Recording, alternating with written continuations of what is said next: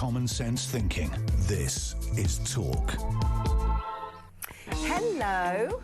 Welcome aboard. Looks like we're just here, us, all by ourselves, on Tinterweb. That's right. I think there's football going on the radio or something. I don't know. You know me. I come from a place where they chased oval-shaped balls, proper sports, with real risk of maiming and death. But it looks like I've been given the boot by football. Mind the pun. But I'm glad to have your company here, nonetheless, on this really horrific, wet and stormy day. My commute to work was 3 hours. 3 hours. I know. I'm traumatised. You can see the horror in my eyes. I'm going to need to have counselling after that. And it took me 3 hours to get home last night, and I'm expecting the same tonight. Yay! So do feel free to phone up and try and cheer me up, because quite frankly, I need it. 03444 99 1000 is your normal network rate as well to give this girl an audio hug. You can also use that number to send me a WhatsApp message, or indeed leave me a voice note on WhatsApp. 8722 is the number if you'd rather send a text. If you're going to do that, write the word talk before you compose your thoughts through nugget of opinion. We're on X at talkTV. Do remember to engage on there as well. OK, let's get on with getting on. We're joined by the brilliant Stephen Barrett, lawyer and writer. How are you doing, Stephen? I'm good. I'm very good. I've spent the week reading lots of sonnets for no particular reason. Well, that's nice. I do like the sonnet form. I was hoping you might say you've spent the week drawing up blueprints to build an ark, but, you know, more helpful in today's world, I think. Is it just how many days has it rained now? Is there some sort of old wives' tale or biblical prophecy that we're supposed to wheel out at this point? Well, so 50 Shades of Grey was not a naughty book. It was a prophecy for our destiny and weather. Yes. And that's all that we see when we look out the window is 50 Shades of Grey. I feel like I'm going to need a snorkel to get home. And Lord knows what's going on down in my cellar. I dare not open the door and look there, because I'm probably going to see bobbing mice and all sorts of horror stories. Talking about horror stories, hey, see what I did there?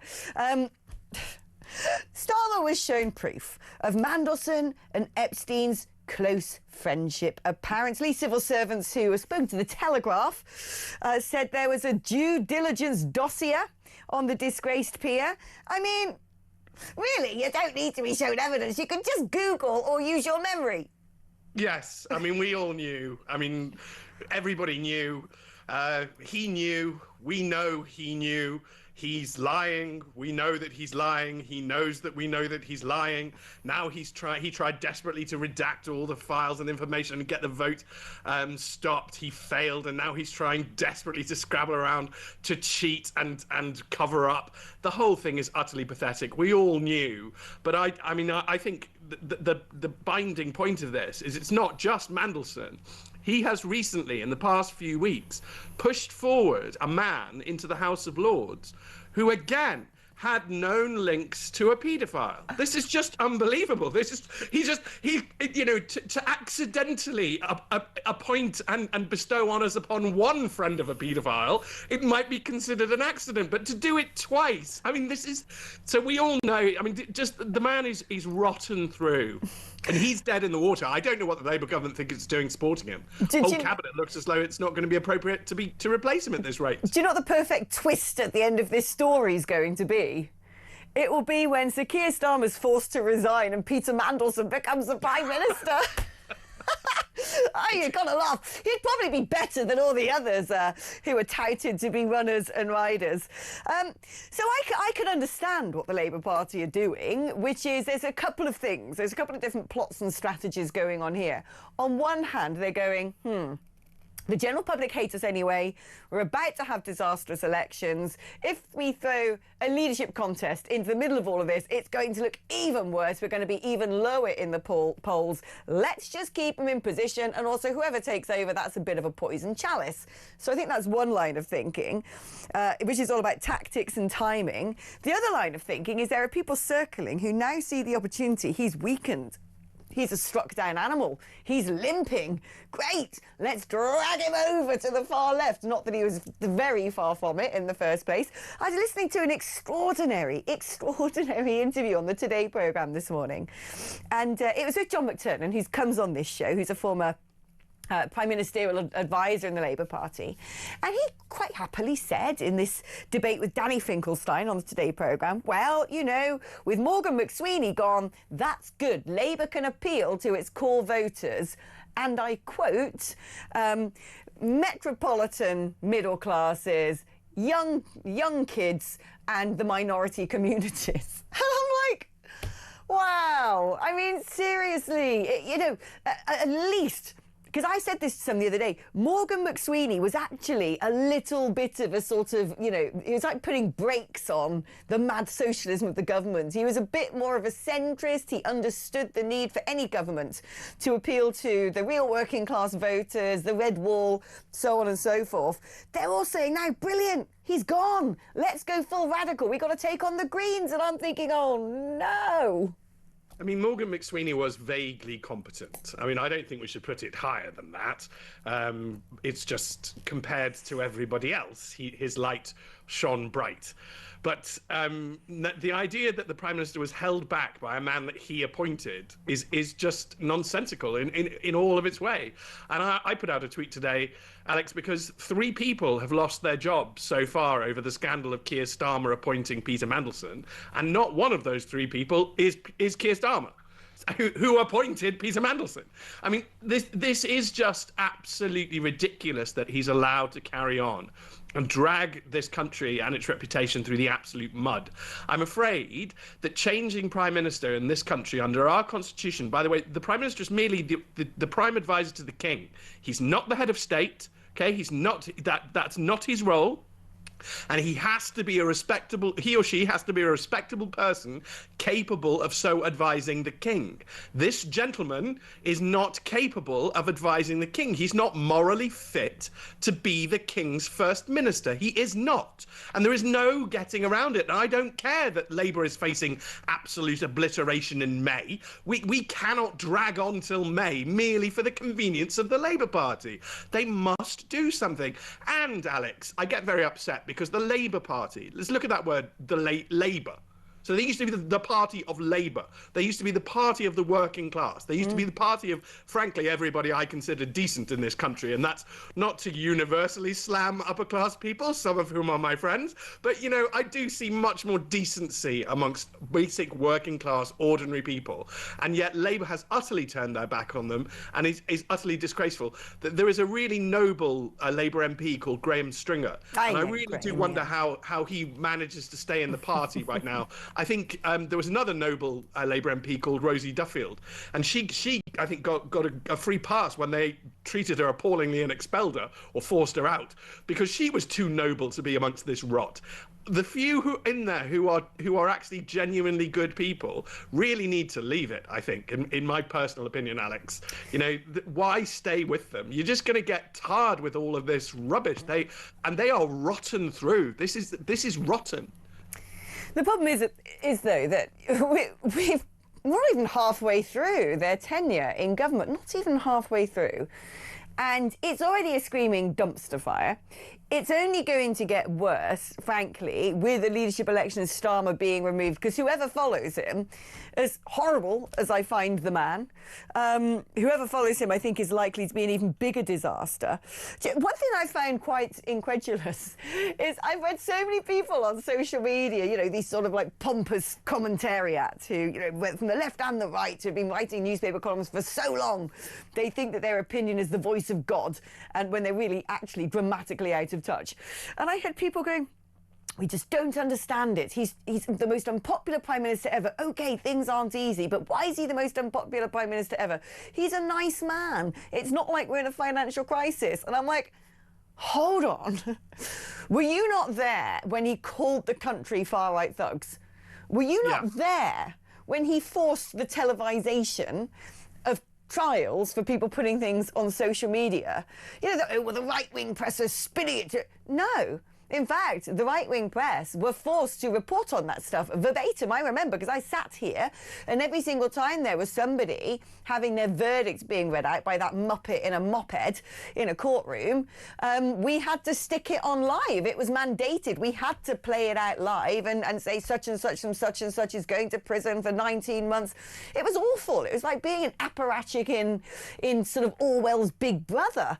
And then people are like, well, I don't understand why he's got such appalling opinion ratings. He's only doing his best. And I'm like, because he's a monster. Because Jeffrey Epstein was a monster, and everything that happened on that island is sick. And we discovered today that there was a 9-year-old victim. Oh. So that's it. I'm afraid that's it. That's just no. Just there are basic lines of human decency in our society, and that is absolutely awful. And Keir Starmer appointed a man who was busy mates with a man who had a 9-year-old victim. That is not acceptable on any level. This is pure moral degeneracy, which is all this government is. And I'm afraid I have a phrase now, Alex, which is that I think the state that they've created in the last 30 years, this Blairite state, if you want to get technical, it's called corporate socialism, but I just call it non-jobs for non-entities. And that's effectively what we've created. And all these commentariats are only interested in keeping their entirely unearned non-job or their non-position. I mean, you've already mentioned Lord Finkelstein. I often single him out, but there are many, many more who simply regurgitate regime think, and it's not going to work anymore because the country is fundamentally broken, and a 9-year-old was a victim. And we have our rape gangs here. Thank goodness we can now talk about them. We weren't allowed to talk about that either. And people get sort of very sort of sanctimonious at us. But I would look at tweets by sort of what would have been called more far right accounts, and I would literally self-censor and think I can't possibly retweet that. But that's awful. Why did we have to live through that? Yeah. Elon Musk set us free. Elon Musk meant that we were allowed to point out that the industrial scale rape of working class white girls is evil. It is evil. That's it. There's no addendum to that. There's no DEI message to that. The industrial scale rape of working class white girls is evil. Epstein is evil. And the Prime Minister and the Labour Party and the Labour government are up to their neck in all of this. I agree. We're going to actually get on to Rupert Lowe's rape gang inquiry a bit later, and the fact that we'll talk about it later, but the deleting of all the court records. I mean, my God, it's like you kind of sit there and think, how much more nightmarish can this become? But let's talk about Starmer, because it's, again, funny. All the MPs gathered last night said, oh, wow, you should have heard it. His speech was so moving. I've never heard him speak so passionately.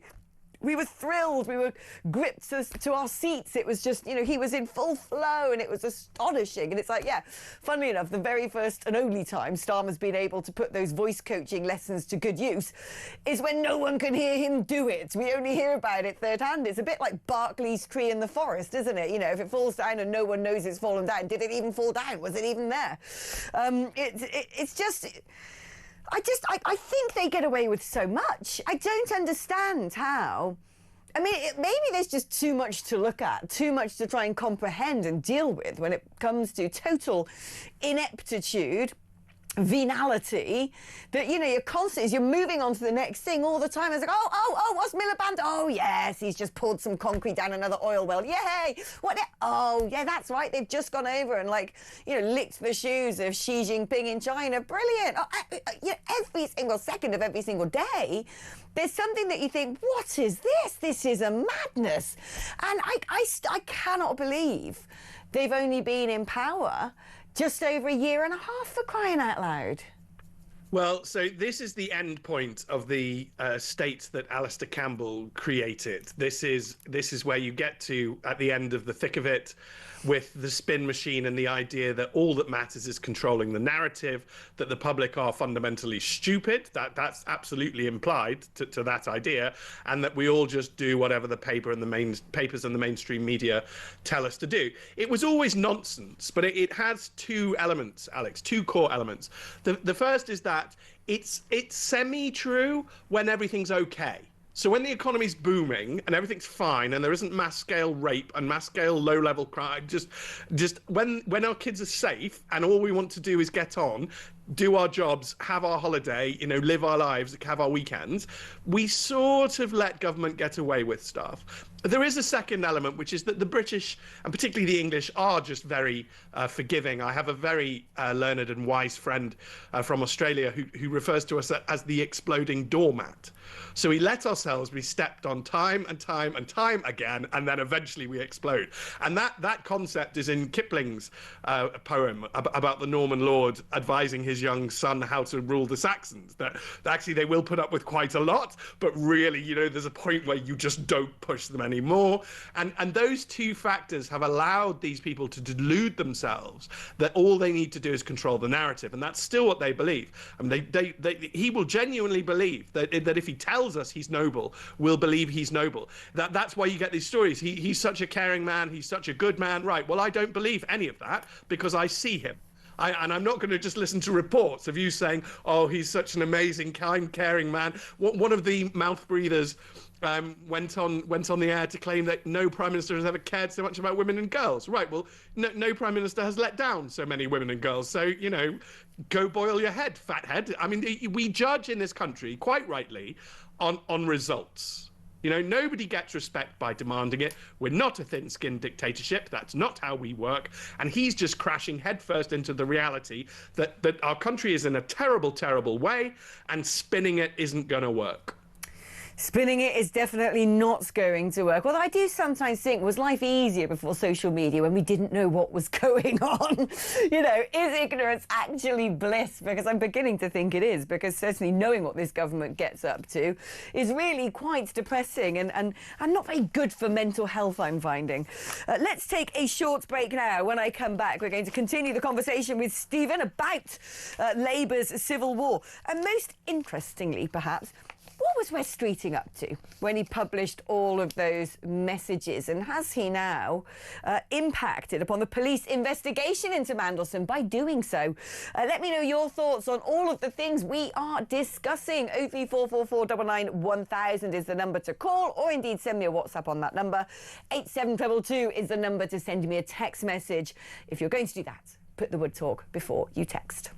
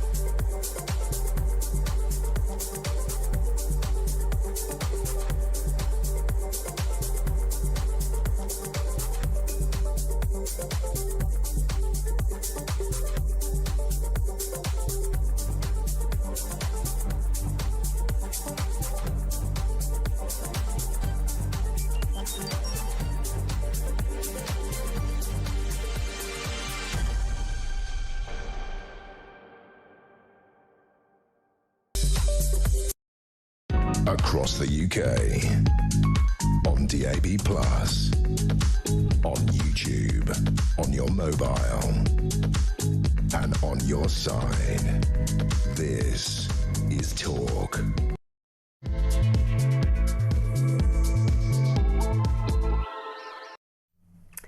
Wes Streeting. Is he as clever as he thinks he is, or was he just trying to be honest and open with the general public by showing the world some of his messages of Peter Mandelson? I have a feeling is it the whole lot? I don't know. What was he up to? Why was he doing that? What about the timing of it? Is this going to potentially impact on a police investigation into Mandelson? Let's bring back in the brilliant Stephen Barrett. What do you make of this, and whether this is a coup attempt or not? Do you get the impression that he was supposed to be running hand in glove with Anas Sarwar up in Scotland when he called for the Prime Minister to resign and bottled it or tactically changed his mind? Or, I mean, what do you read into this whole situation? I think it would be really interesting to hear from Anas Sarwar one day about precisely what happened. But it seems to me that Wes Streeting bottled it yesterday. I think the releasing of the all of the Mandelson, and it's only WhatsApp, and it's not beyond the wit of man to use WhatsApp for stuff you don't mind that might get leaked one day, and Signal or some other device or software for things you want to keep permanently secret. So and it's not beyond the wit of man to pick up the telephone so that there is no written record. I mean, goodness me, we are grown-ups in this country. We do all know how these things work. So it looked to me very stage managed. I think it's because they realised, or the Wes Streeting leadership campaign realised, that the weakest part of his position is how close he is to Mandelson. He's basically Mandelson's little golden boy, who Mandelson took almost out of the junior wing of the party, and so he's grown Wes Streeting in his little Mandelson lab. Goodness knows what else one would find in such a place. But so I think it was entirely defensive. I don't mind if he moves against the Prime Minister, because that's the Constitution acting as it should. At the moment, the Constitution is not functioning properly because they're all defending an obviously rotten and obviously dead in the water Prime Minister. And that's more constitutionally. I know it sounds weird, Alex, but that offends me more as a constitutionalist. It's like you are supposed to get rid of him at this point. That's how this is all supposed to work. All those Labour MPs are supposed to be really, really worried about losing their seats. And that worry, that constitutional pressure, is supposed to force them to get rid of an absolutely toxic Prime Minister. Yet somehow Labour are like defying it with their solidarity thing. But it's just rubbish. This is bad. But yeah, Wes Streeting is probably desperate to have an early leadership campaign to stop anybody else. Angela's still got her tax affairs hanging over her. Andy Burnham can't even get his foot into Parliament. So he probably wants an earlier campaign if he can force it. But he doesn't appear to have the simple cojones to actually just resign and force the issue, which is what he should have probably done with Anas Sarwar yesterday. And poor old Anas Sarwar, who get completely left out on a shelf by all these people. But then Keir Starmer put out a statement this morning saying how much he wants him to be First Minister of Scotland. It's just lying. It's a circular something squad, shooting or otherwise. But, I can see why they haven't pushed Starmer out now ahead of those elections. And they're not ready. They aren't ready. They haven't sort of planned their campaigns, have they? It'll be the summer, no doubt. I love this. Glyn from Catterick has just sent a message in. He's made an observation that I keep making in my own head, which is it's a sad state of affairs when the government continually announce their proudest achievement. Breakfast clubs! Hey, we've got some kids some Weetabix! Yay! And those really irritate me, Alex, because I'm a single dad and I feed my child, and my child goes to a perfectly normal state primary school where obviously we have friends across the socioeconomic scale, and all of my child's friends' parents feed their children. That's what parents do. I would rather go without food. And when my child was a baby, I actually would get to the end of a day and realize I hadn't eaten anything, because babies are very hectic. That's what they are. But, that's what a good parent does. And so the idea that we need breakfast clubs is just so patronizing. It's just absolutely ridiculous. The idea it's an achievement, I think is just... But have you noticed that's all they ever blimmin' bang on about? That, and Ed Miliband said my favourite statement this morning on one of the various various outlets I was listening to, which is because it's the right thing to do.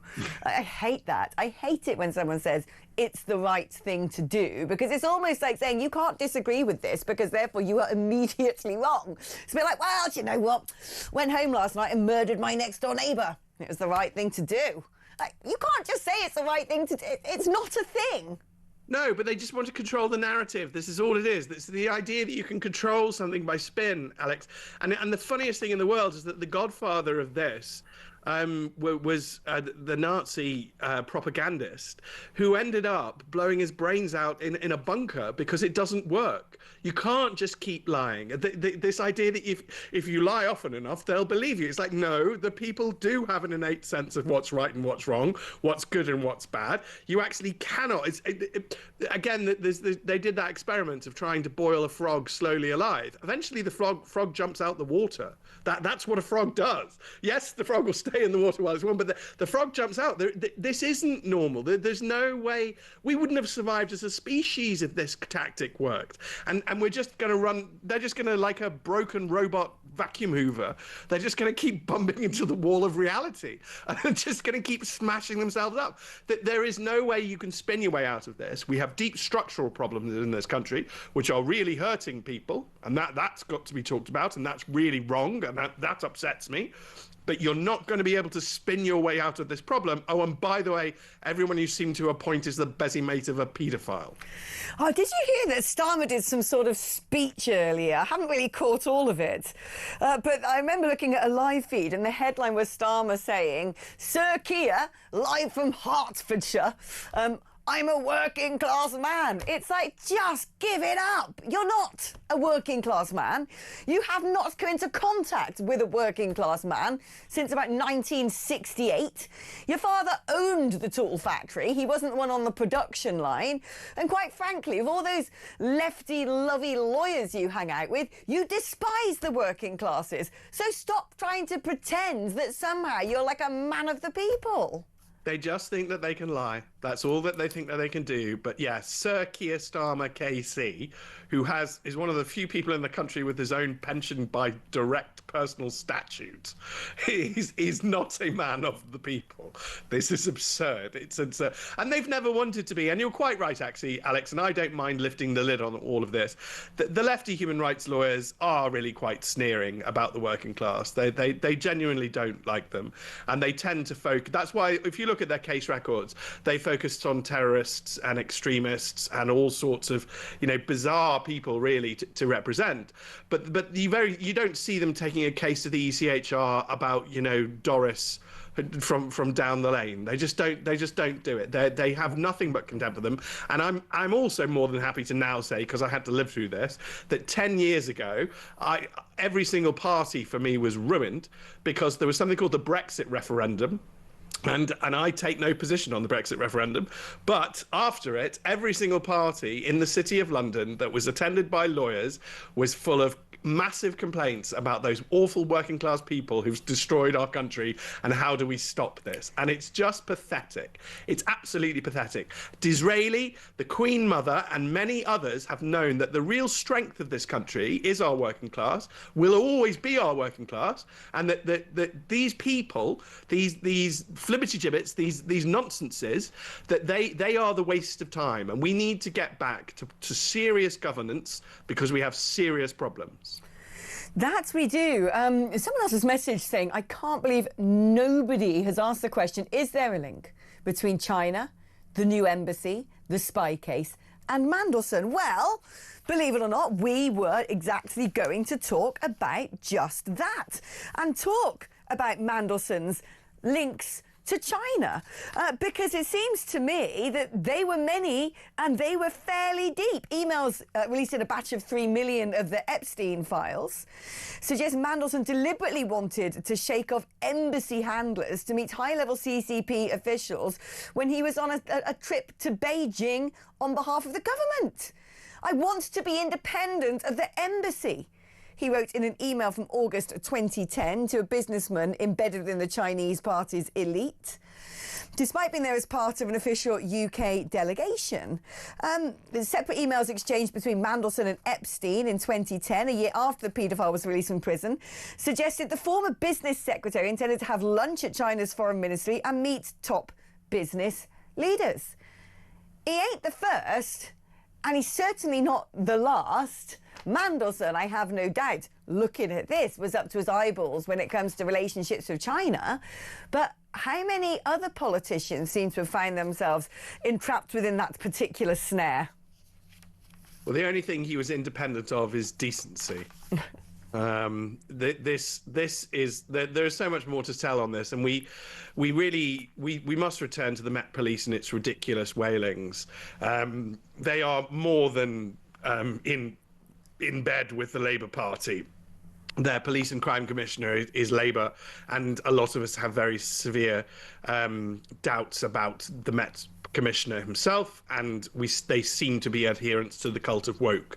So the idea that they are investigating Mandelson, I find that personally troubling. I don't think that they are an appropriate body to be investigating Mandelson, but to already be petulantly crying that you might harm the investigation. By the way, Alex, just for absolute clarity, I think that the establishment uses law to lie to non-lawyers, to the general public. And I think the Prime Minister does this quite often himself. But I think what the Met is doing is really messing with the public's head. You can't harm an investigation.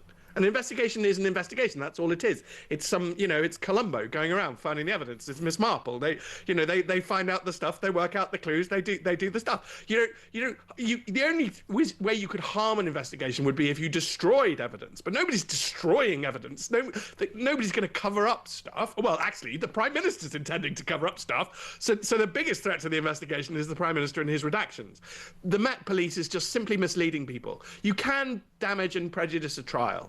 And if there is any future trial, I mean, at the moment you could damage and prejudice this by saying that there's definitely going to be a future trial. We don't know, so the Met shouldn't just calm down, just investigate. We don't know if there's a trial. This may not meet the threshold. They may not find the evidence. And Peter Mandelson is absolutely entitled to innocence until proven guilty. And then what's going to be necessary, Alex, because he is such a high-profile figure, this is going to need somebody of the metal, the sheer bottom of Mr. Justice Goose to deal with him. He was the Axel Ruder Cabana judge. I have him in the highest regard, but there will be others like him. And we might have to do things like sequester juries. We don't normally do that. That's where you take a jury and you put them in a hotel room and you know what information they're getting. But we'll have to do extra measures to protect any future trial. But, we can do it. We shouldn't get hysterical about prejudicing trials. It's not a normal thing that happens. It's a thing that happens really by accident, one in a million times. It's not something that we need to pay attention to all the time. Sorry. I've got so many things I want to talk to you about, Steve, and so many things. Just my brain is like a computer with 85 tabs open right now. Going back to the potential corruption scandal with Mandelson's relationships with China, we don't know. Alleged, let's see. But don't our agencies look into our MPs and what relationships they have with people internationally? Because there's a number of them, I think, with question marks. We've got a cohort of pro-Gaza MPs. Do we know their international friends? Have we asked them? It seems to me Labour's relationship at large with China seems to be something that at least causes me to question how many people connected to the party. They might not be the elected officials, they might be the power brokers behind the scenes, but how many of them going off, extra delegation when they do their visits to have private conversations? Because what we always hear, right, is noise about Russia. Well, Russia this, Nathan Gill, Russia, rah, rah, rah, rah, rah, rah, rah, rah. Okay, right, Nathan Gill, banged to right, in prison. I worked with Nathan, okay? I know Nathan super well. He was, you must have been working. No, I had nothing to do with that. Otherwise, I wouldn't be sitting here because I had to go and do an interview with the Met Police for 3 hours and explain everything that I knew, which was basically some parts of absolutely nothing. But I do wonder, we always hear this noise about Russia this, Russia that. I'm sorry, we've got, a former corruption minister who they want to throw in clink over in Bangladesh. We've got various MPs and political bigwigs who seem to have very intimate relationships with the Chinese Communist Party. And it's not just the Labour Party, I hasten to add. There were some strange decisions taken during Boris Johnson's tenure as well regarding the Chinese Communist Party. At one point, David Cameron, who became Lord Cameron and came back from the political grave as our foreign minister, before he did that, he had been helping promote the Belt and Road Initiative and encouraging the building of a dry port in Colombo. I'm like, do we not care about international connections and conflicts of interest? Is this stuff not scrutinised before people take their places on the green benches? I fear it isn't. I really fear it isn't. I really fear that we have become flabby, fat and lazy as a country, that we have just assumed either that we can't do a thing or that we shouldn't do a thing. And I don't think we take ourselves and our integrity and our personal safety seriously. And I think we must now. I think we absolutely must, not least of all because of the downstream of all this is the threat to children. And the most important thing to a human society is protecting children. It's absolutely vital. But if we have all sorts of wrong-uns able to just do whatever they like inside our territory, then we've failed. And Alex, we have 65,000 illegal boat migrants who've invaded under Keir Starmer. He's smashed the record. You know, that this is, and who sent them? You know, and we need to start asking very serious questions. One of the most depressing things I think of the last 10 years in particular is the minute anybody on the right starts to go, hang on a second, this smells a bit weird, they get called a conspiracy theorist. Yeah. Yet, as far as I'm concerned, the left and the far left come out with conspiracy theories every day. All the time. Not least of all about Jews. Truth. Well, they're just anti-Semitism is just a massive conspiracy theory. It's just a racist conspiracy theory, but they come out with it all the time. So it's just, I mean, there was the Times journalist who tweeted an obviously fake AI image because it put the president of Israel next to Jeffrey Epstein. But it's obviously fake. You know, anybody with half a brain can see this. The left and the far left are allowed to spread conspiracies like nobody's business, and the right aren't allowed to ask questions. Well, I think that's got to go. I mean, look, in the foray of everyone suddenly finding out who Anna Sawa were below Hadrian's Wall, the brilliant former Telegraph journalist, she's now the Spectator, Madeline Grant, put something on X, and I was like, wow. She said, interesting that no one seems to have asked Anna Sawa about the appalling things his father has said recently, e.g. calling for global Islamic blasphemy law. Sawa Senior was also a Labour MP for 13 years, damning that people with such extreme views are in our politics.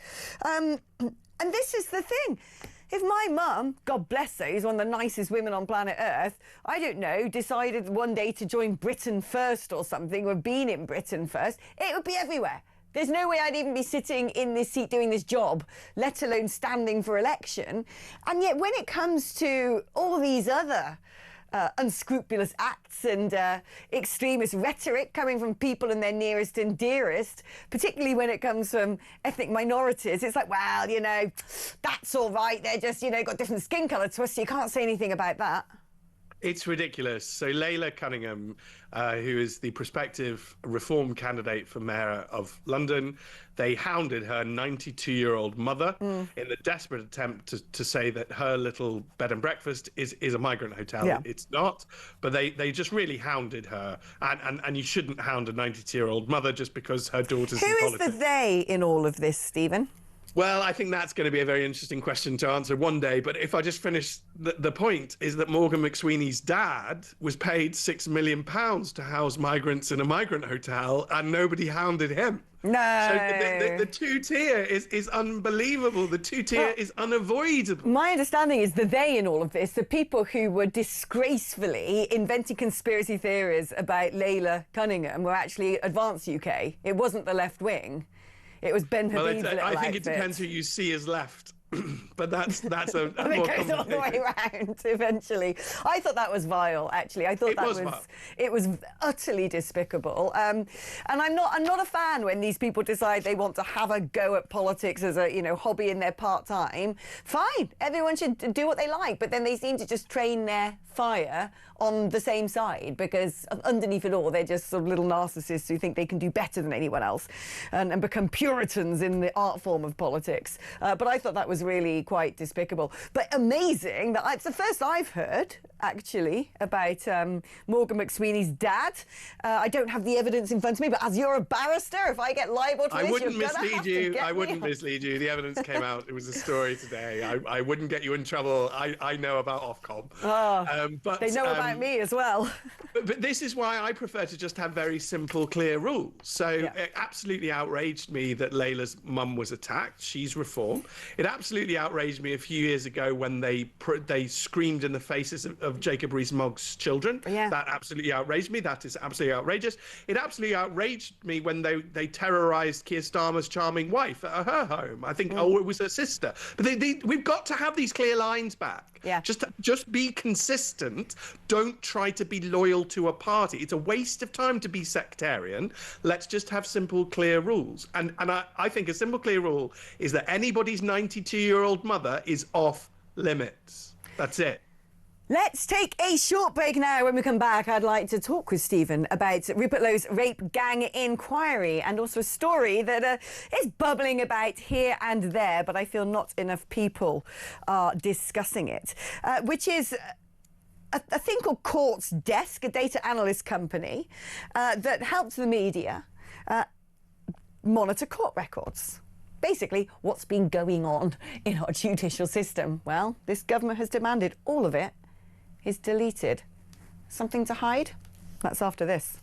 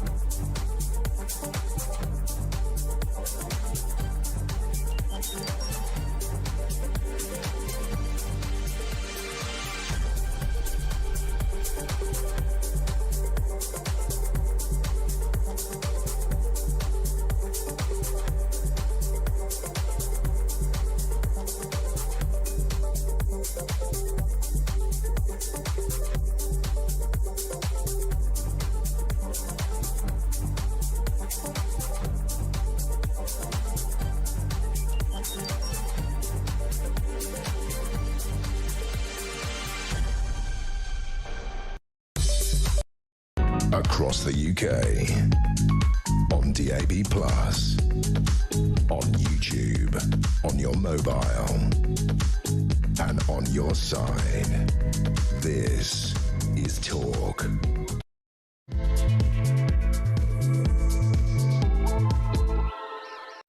Hello, we are back. I don't know why I did that. Just came out that way. I was reading some of your messages during the advert break. Blimey, you're good, aren't you? All you YouTubies. Someone else messaged going, I just tuned in to the radio. Why is it football? Well, because it's football. I don't know why. I think it should be me. I think I'm bigger and better than the Premier League. But I'm sure there's plenty of people who disagree with that and are enjoying it. But don't you worry, because I am still with you here on YouTube. So do stay tuned. You don't have to look at me if you don't want to. Some of you are. Becca has said, shouldn't both shoulders on your dress be down? My mum just sent me the message because I think I'd done that or something. Yeah, let's just style it out, yeah? Is that a little bit more avant-garde for you? And then probably because I was having a good old scratch and someone said, you all right, you're itching again tonight, Alex. Well, no, I'm itching again. It's a hard life being atopic. But thank you. Other really good messages coming in. So I'm going to keep rattling through them all during the course of the programme. Hi, Alex. Yes, Morgan McSweeney's father manages a migrant hotel in Ireland. Kind regards from Paul of Northern Ireland, the Paul of Northern Ireland. Someone's just mentioned there should be death penalty in the future for these crimes. Doesn't say which crimes, but I'm assuming it's some of the most egregious that we know of. Stephen, before we go on to such egregious crimes, because we're going to talk about Rupert Lowe's rape gang inquiry, death penalty, it's a big un. Where do you stand on it? So I'm afraid I take the same position on euthanasia as the death penalty, in that I don't trust the state to kill. Yeah, that's me as well.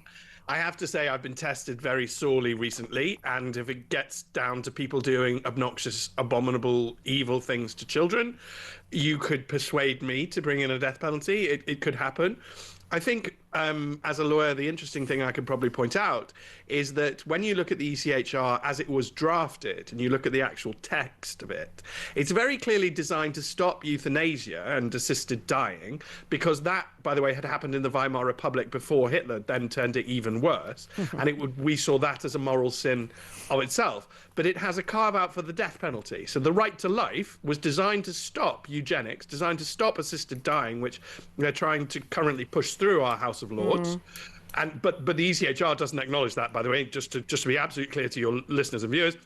The case law, the judges of the ECHR have not interpreted those words the way I would interpret them, even though there are very few of them, and I think it's quite easy. But anyway, they who are better paid than I have interpreted them in a different way, so that euthanasia is allowed. But it's quite clear that a death penalty is allowable, and a death penalty is something I think that a civilized society returns to as a concept. And I don't know where we are on the spectrum. I mean, if we did bring it in, as I say, it would be against. I think it would be against my will, although depending on what the atrocity is, but I think it would be against my will. We'd have to have real protection. I feel like everything in its correct time. It's a bit like, look, I'm fundamentally against euthanasia because I'm a Christian, so I struggle with it. But I am actually sort of emotionally and morally on the side of it on some level, having had members of my family who have had the most awful chronic medical conditions and contemplated things like dignitas. So I actually do think when it comes to dignity in dying, we treat humans worse than animals. But you don't bring in the euthanasia concept when the NHS is on its knees, when social care is the worst it's ever been, when actually hospices are having to close down because they can't afford the increase in employers' national insurance. I mean, they don't just go, well, you know, considering we can't keep people alive longer, let's just give them the option of killing themselves. It's the same thing with the idea of the death penalty. Can we not just bring in sort of El Salvadorian supermax prisons, first of all, and chain them all together, shave their heads, and I don't know, make them like break rocks at the side of the road in this weather? You know, that'd be a good start before we start bumping people off. Let's talk about Rupert Lowe's rape gang inquiry. I'm not been following it very, very, very closely because, well, it's not being publicised anywhere in the legacy media, but I have been keenly following some of the testimonies taking place, and they are heartbreaking. And I know that Rupert Lowe has talked about using this to potentially pursue private prosecutions. What do you know about the rape gang inquiry that Mr. Lowe is conducting, and what sort of outcomes we might be able to hope and expect from it? So the first thing to do is to admit my own cowardice. So I find the testimony so heartbreaking and difficult that I really limit how much of it I will actually directly read, and I will scroll past it. I try to limit it to about 3 tweets a day because it's just absolutely heartbreaking, and that's just because I'm a moral coward. I always freely confess I could never have been a type of lawyer who deals with the exploitation of children.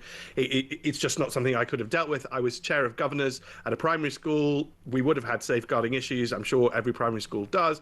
And I just said, before I took on the role, I just said, I can't deal with safeguarding. This has to go to somebody else. I have a young child. It will just break me. So I think we have to acknowledge that is cowardice on my part, because these girls didn't have the choice to avoid what happened to them. But it is an absolute abomination, and we should consider private prosecutions. We need to ask serious constitutional questions. Why are we having to consider private prosecutions? Where are the state? Where are our government, who like to pretend that they're like all dominant, superpowered, dictators from Mars? Yet they can't even prosecute the people who do monstrous things to little girls. This is absolutely state failure. I mean, this is why I talk openly about the possibility of state collapse. This is simply not on. And it was very clear that these rape gangs targeted Sikh little girls first, and that the Sikh men got together and frankly took vigilante action. And as a lawyer, I'm supposed to condemn that, but Alex, I'm going to remain remarkably silent upon that condemnation. And then once they realized they couldn't target Sikh little girls, God bless those Sikh men, they targeted white working class little girls. And it's the same thing. They just want to commit, and it's racist, they want to commit a racial abomination. These are very, very sick people. They come from very specific places. That I always like to point out, the largest Muslim country in the world is Indonesia, and nobody has an Indonesian rape gang problem. So this is really not as simple as some people like to paint it, but it is a culture that is willing to do this, and it needs to be called out, and we need to prosecute people. They very seriously need to go to prison.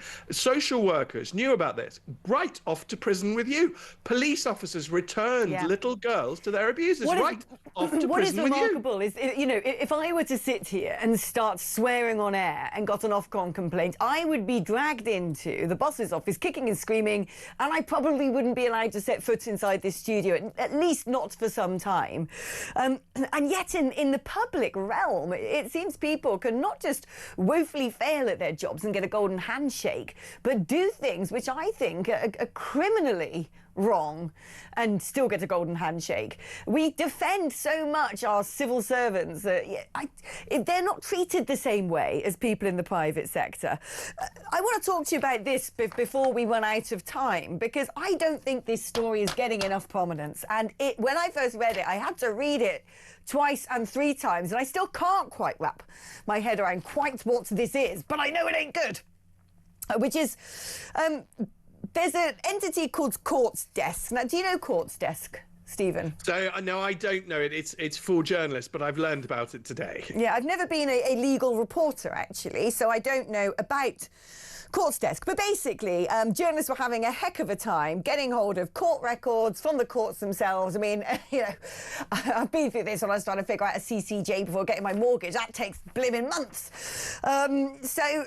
instead, this entity, Court's Desk, set up basically a system in 2021, which was a national digital news feed of court listings and registers, enabling the media to improve coverage of the courts. So you don't have to sort of go through your little local newspaper and see when listings are, or go and look at a notice board. And, it would all be there, digitised in a database, with archive records as well. Now, what I know has happened, apparently, is they were approached by the government, who said, well, have you got, are you following GDPR on that? And they're like, yeah. Well, we're not sure you are. And so they put an appeal and said, OK, report us to the Information Commissioner's Office. That is how that works. That is ever since that slightly hateful legislation came into play. That is supposed to be the protocol that one has followed. Anyway, they just got ghosted, basically. They didn't respond to these requests for, OK, we're going to work with you. We will speak with the Information Commissioner, etc. And instead, they have demanded, the government, that all of the archives are wiped. I'm like, what's going on here? I mean, Katie Lamb, who's the Shadow Home Office Minister, said to know the truth about the grooming gangs, we must have access to court records at every level. Labour must not be allowed to do this. It does seem very convenient, very conveniently timed as well, and yet another layer of what looks to me like dystopian governance when it comes to covering up some of the most awful crimes in society. Would we have found out, potentially, if we managed to dig around all those court records ahead of the grooming gangs inquiry, that some of the people asking to give testimonies in those courts are actually Labour councillors? I don't know. What is going on? So there are layers to this. The Constitution is designed around the idea that if the state does things, it'll do it badly and probably end up lying to you. So that we base our Constitution on the idea of volunteering. That's why every court, including every magistrate's court, has a public gallery. We actually literally, we're sort of at base level, we're written on the idea that you and all of the listeners to this will go along to court. And we're also written along the idea that journalists will go along to court. Now, that is clearly breaking down. People don't feel able to engage. They don't feel able to go to courts. They don't feel able to listen to things. They feel a bit disconnected from their country, which I think is a terrible tragedy, but will take a longer time to fix. What happened in 2021 is you get Boris Johnson's government trying to work around it by making it easier for journalists. So it's very expensive to run a local paper these days, not a lot of money in it. So, one of the first things to get cut was the local court reporter. So they invent this online system to give more transparency. That is a good workaround. That is a solid workaround that was useful and beneficial. And what is happening now is this government wants no scrutiny, so it is scrapping it. So not only do we still haven't fixed the first problem, but Boris's solution to the second problem is now being completely destroyed. And all that will happen is a complete lack of transparency. We will get to a point where the only crime in this country is to be a right-wing mum on Twitter, and everybody else gets away scot-free. There was a guy, Alex, a man who sexually assaulted a 12-year-old child who walked free from court. I don't know what country we are anymore. What? Oh, for crying out loud. I tell you what, though, every time the EU comes up with some tasty bit of legislation, usually as part of an acronym, that says, well, it's for your greater good, we're looking after you, because Russia, such as GDPR and the Digital Services Act, Data Protection Regulation and the Digital Services Act. Digital Services Act, oh, well, they're putting bikinis on kids on Grok. We better shut down X. The GDPR thing, all of a sudden, oh, look, well, we're going to have to get rid of all those court files because of GDPR. It's like all of this legislation that emanates largely from the sorts of cronies in Strasbourg and from the European Commission, the Politburo over there in Brussels, doesn't really do anything apart from irritate us with pop-ups on our computer screens until the bigwigs in power want to use it to close down free speech. Yes, laws only apply to good people now. That is where you get to. I'm afraid that's where every communism goes. Laws apply to good people, and there are more and more laws oppressing more and more good people, while the bad people just get away with everything. And they quite like the bad people because the bad people scare us because we're rightfully scared. I know you had your bag stolen. I don't get my phone out in central London anymore, and I'm a pretty tough man. This idea. I don't get myself out in central London anymore. Oh, no. And this is the problem, and I want all of our children to live free of fear. I quote the Psalm, which is that every man shall sit under his own vine and fig tree, and no man shall make him afraid. You know, that's where we have to get back to. But we are not there now. Our Prime Minister is supporting the Friends of Paedophiles. He has to go. The Labour Party is artificially propping him up. They have to go. It's going to be a difficult and long path. But if we don't tread on it now, we are going somewhere so much darker. Something truly awful is going to happen. Oh, I know. I know, you're right. Kids. You're right, Stephen. You're right. We've all got to build our bunkers and be ready to shoot things from out, from within them to the outside world.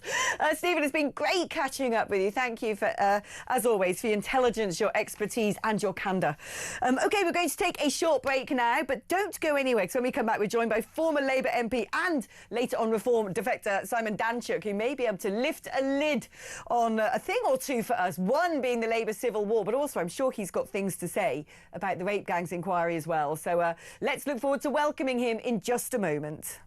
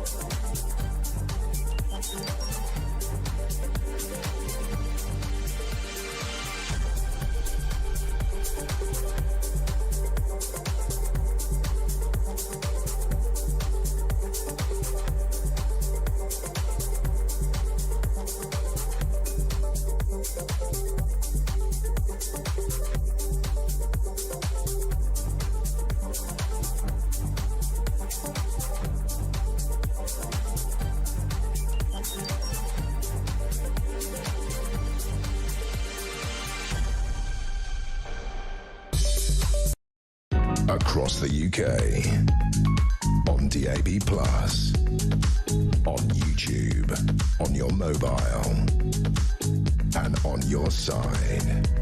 This is Talk.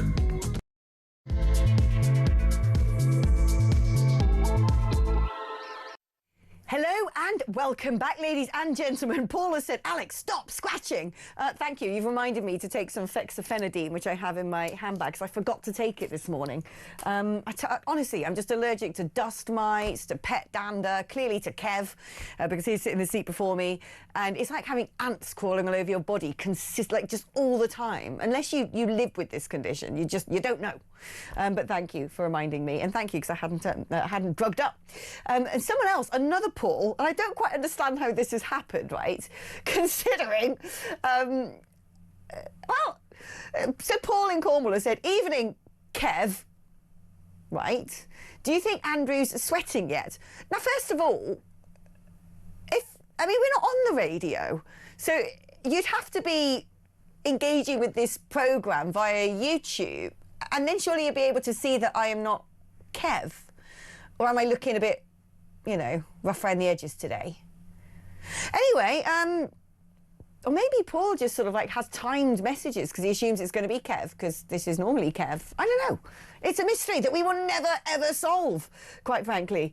But perhaps our future government might, as Ben messages Scooby-Doo should be Prime Minister, with Shaggy, Fred and Daphne and Wilma.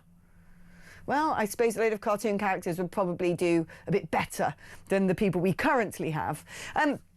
I just spotted a story that I want to raise. I read about it earlier on, which is the fact that I don't know if you've heard about this horrible, horrible stabbing that has taken place in London. Oh, well, of course, everyone gets stabbed up in London. No, no, no. It happened at a school, OK? A 13-year-old boy, right? A 13-year-old boy has been arrested on suspicion of attempted murder after 2 boys were stabbed at a school in North West London, in my favourite borough of Brent. Kingsbury High School, ironically, which is on Bacon Road. So there's reports that this 13-year-old boy has been stabbed. There's a second victim who is 12 years old. Both boys were taken to hospital, one with a major trauma. Both are believed to be in a very serious condition. And counter-terror officers are leading the investigation, but it's not yet been formally declared a terror incident. But watch this space, because if we have just had a terror attack perpetrated by a 13-year-old against 2 age mates, I mean, just let that sink in. A terror attack in a school by a little pupil. 13 is no age. I'm sorry, when I was 13, I don't know what I was doing, but I wasn't stabbing people up. I was innocent as pie, me, when I was 13. I mean, look, it hasn't been declared a terror incident, but counter-terror officers are leading that investigation. I think that is very noteworthy. I think we should keep an eye on this. And I find that immensely troubling, as any sane person would. So God bless those little uns who are both in major trauma centre and in a serious condition. God bless those kids and their families. And imagine what they must be going through. Awful. Kids being stabbed. Right. Let's speak now to Simon Danchuk, former Labour MP who defected to Reform, stood for Reform in the Rochdale by-election. Simon, how are you doing, first of all? It's been a while since we caught up. We haven't spoken for quite a while, have we, Alex? I'm doing very well, thank you. It's good to join you. Yeah, it's great to have you here. Where do we begin with this? Let's actually begin by talking about Rupert Lowe's rape gang inquiry, because you, better than anybody, know the dynamics in the sorts of towns where a lot of these offences were perpetrated. I don't know if you've been following what Rupert's been up to, but I find it amazing. Well, actually, I don't find it amazing. I find it so abhorrently typical that actually the legacy media poo-pooing, well, it's not important, it's not being done by Ed Miliband, so we're not going to pay attention to this. I think Rupert has been incredibly brave, incredibly proactive, and from what I have seen so far that I have come across online, it actually looks like an extremely well put together professional hearing. Yeah, I agree with you there. I'm actually giving evidence to the inquiry on Friday to tell the inquiry about my experience, particularly in relation to the Rochdale grooming scandal. I was the MP at the time. I spoke out about it. I said that ethnicity and religion were a key factor. I had senior Labour figures warned me off doing that. I ignored them, but they attempted to shut me down in terms of mentioning that as an issue because they said it would cost us votes, it would cost Labour votes. So I think that will make up part of the information that I share with the inquiry on Friday. But you know, as you touched upon, Alex, I did a lot of campaigning around this issue when I was in Parliament from 2010 to 2017. So I look forward to sharing more evidence. But yeah, no, I think it's a good thing. I think what he's doing, it's all credit to Rupert Law. Yeah. I'm an admirer of Rupert Law. I don't agree with everything he says, but I do think he talks a lot of sense. And on this issue, I think it's very admirable that he's brought people together and they're collecting the evidence and information in such a professional way. And I'm sure they'll, at the very least, will be able to hand over some of that, or if not all of it, to the national inquiry if the government ever get their act together and actually get it off the ground. The final point I make is that Rupert Law is actively looking at using some of the evidence collected to prosecute cases against some of those who enabled the crimes to be committed. So not just the perpetrators, but those that ignored the evidence or colluded with the perpetrators in some way. And I think that's really admirable. No, I agree. He is doing something extremely proactive, extremely important. He is, without doubt, a courageous man. I'm a huge admirer of Rupert. I'm very sorry about what happened between Rupert Lowe and Reform UK. Very torn in that one, you know. I like both sides in many respects. I just think it's all around a tragedy. But Simon, do actually come back, if you don't mind, if you're available on Friday evening, and let us know how that inquiry is going, because I want to keep a keen eye on it, because these things need to be washed out in the open air. I wonder as well, Simon, you know, as a former Labour MP, do you have any inkling whatsoever that there is an effort now by the Labour Party when it comes to the deletion of these court records, when it comes to being very reluctant to have a national inquiry? Was this because they worry about it whipping people up into a frenzy and seeing repeated scenes like those post-Southport? Or is it because that party might have something to hide? Oh, I think it's a combination of factors. I think that is one point, that the concern that if all the evidence is out there, if we know exactly what went on and the scale of it, then people will be exceptionally upset and they want to guard against that. But that's not an excuse for it. This is the biggest scandal in terms of abuse in our lifetimes. I mean, there's no doubt about that. But the other fact, not even in our lifetimes. I don't think I've ever read anything about this in the entirety of British history since the Vikings came over and pillaged us. No, absolutely. It's absolutely awful, truly awful. The scale is unbelievably awful. And the second point is that they don't want to lose votes in the Muslim community. There is no doubt about that. That's what senior Labour figures said to me back in 2012, and I'll give that as evidence. And that's well established. I mean, there's no doubt about it. They just didn't want to focus, and still don't want to focus, on the fact that it was Muslim men raping poor white working class girls. Is there a possibility as well? And if you don't know, that's fine. Perhaps we should not speculate, but there's certain people I've spoken to who are from the towns where some of the worst offences were perpetrated, who basically suggested to me that there are people in positions of authority, be they local politicians or be they members of the police force or social services or whatever, who, because by proxy they went to the same mosque as the perpetrators or were loosely related to the perpetrators, or the perpetrator was a cousin or so on and so forth, may have actively conspired to cover this up. Oh, I don't think there's any doubt about that. Professor Alexis J did an inquiry into Rotherham, and the scale of the abuse in Rotherham was more significant than it was in Rochdale, and it was significant in Rochdale.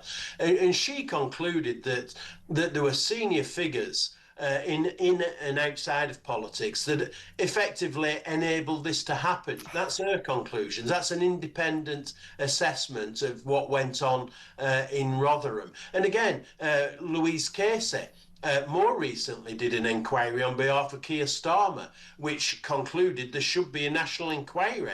Again, she's an independent civil servant, and she intimated that people had colluded and helped facilitate the abuse of these girls. And then there are those that sort of embolden the perpetrators by ignoring it or covering it up or denying it, whether they're in the police force.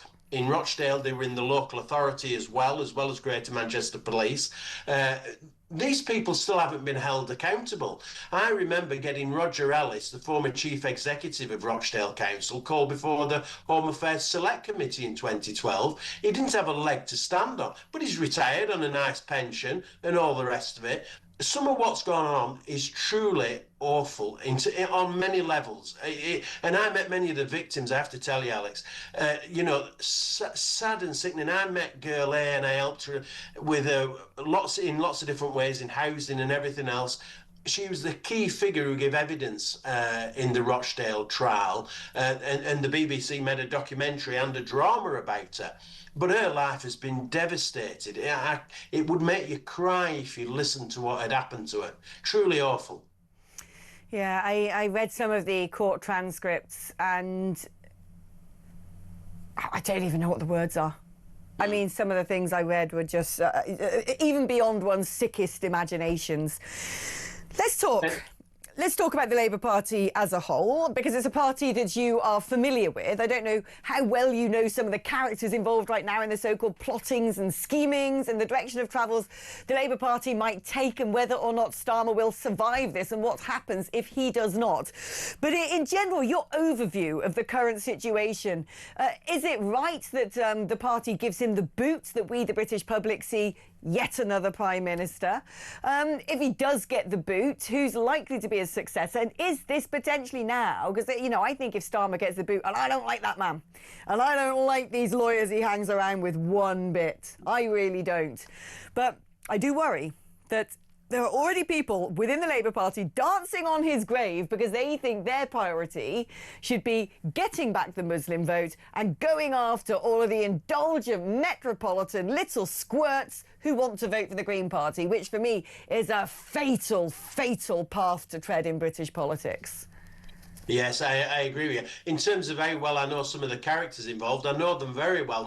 I came in to Parliament in 2010, and many of the people, Shabana Mahmood, Wes Streeting, I think came in 2015 when I was still there. I met Keir Starmer. I know lots of I know Andy Burnham. I met him on many occasions, and so I know many of the characters involved. There's no doubt about that. I was in Labour for over 30 years, so I know it very well. He's competent.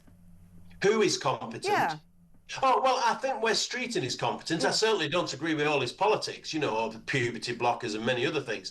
But nevertheless, I do think he is competent compared to some of the other characters. Shabana Mahmood, I think, is competent. I've always looked at, before this government came in, I've always looked at Wes Streeting and thought, actually, he's one of the ones I find fairly tolerable. He sometimes says quite sensible things. He was talking about modernising the NHS, even going over to Singapore and looking at their particular modus operandi, which is more like the European system. And I thought, this is very refreshing. This isn't sort of pandering to the unions and, kowtowing and forelock tugging to the mad leftist identity politics. And I kind of get the impression that Streeting, I don't agree with some of the things he's published talking about Israel with Mandelson, but on other things I kind of think, well, if there has to be someone in the Labour Party, perhaps him. Or am I reading this wrong? Is underneath it all, have we got a sort of rainbow lanyard wearing, pronoun using, mad communist? What is he like?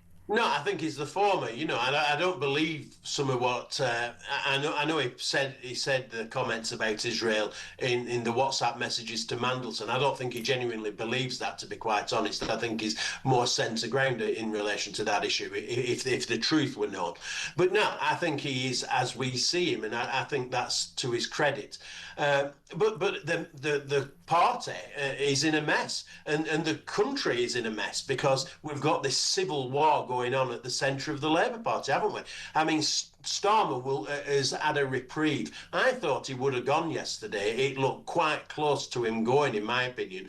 But the 10 Downing Street team really rallied round, rang round everybody, threatened cabinet ministers to come out in favour, threatened them with losing the jobs, probably, I would guess, threatened them with Starmer calling a general election if they didn't fall in line. Yeah. So every trick in the book will have been used to get him on side. So he's had a reprieve. And I think that will last until the May local elections. But then I think he's going to be in real trouble. I think there's a desire with them who want his job, whether it's Angela Rayner, Wes Streeting, Andy Burnham, Shabana Mahmood, even Ed Miliband. I think they want to see Starmer take the, damage for the loss of Gorton and Denton by-election, parliamentary by-election, and take the damage for the local elections, the Scottish Welsh elections, and then he'll be back in play to get rid of him. But he's very vulnerable. I mean, there's no doubt about that. Yeah, it's interesting. Farage has come out today and said he thinks a general election could now take place even this year. He had previously said he'll think there will be one by 2027.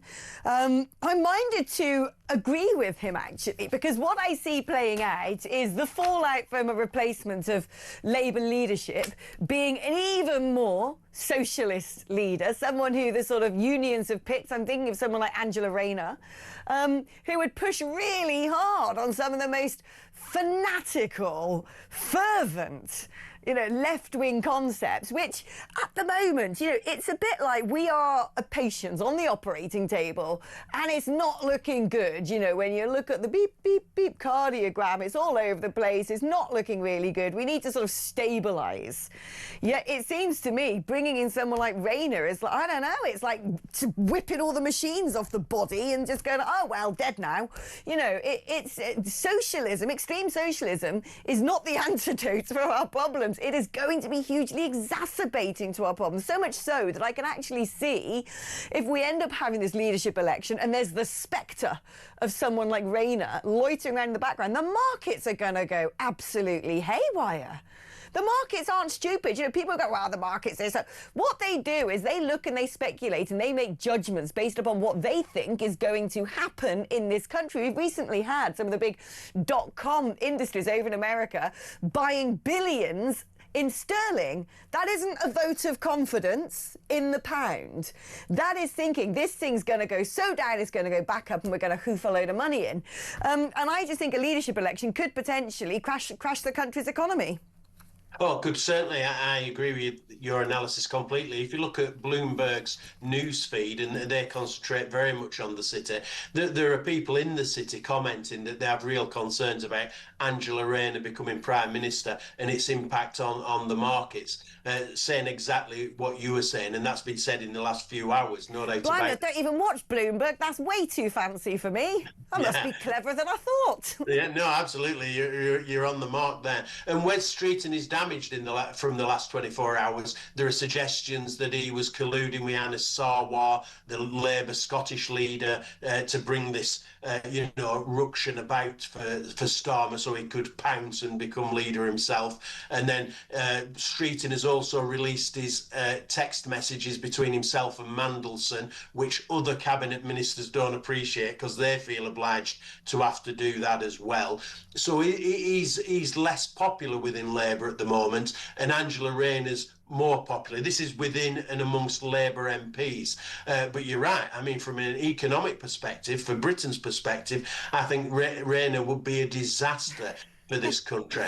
I mean, the thing is, even if we never get around to that point, the anticipation of Rayner could be a disaster itself. Oh, you've got to laugh. I've got a mortgage now. These things are going to start mattering to me. Thank you ever so much, Simon. It's been a pleasure catching up, and hopefully if you're free, I'd love to talk to you again on Friday. I want to keep my eye on what Rupert Lowe is up to. I think it is so, so important. And if anyone's going to get on with that, it should be us here at Talk. Simon Danchuk, thank you ever so much. By the way, keep your thoughts coming in. I had a little flurry right at the beginning. You've all just sat back with your three-fingered gin and tonics and forgotten to keep me company, haven't you? 03444991000 is the number to send me a WhatsApp message. 87222 is the number to send me a text message. Write the word talk before you send your text. Let's do some messages now, shall we?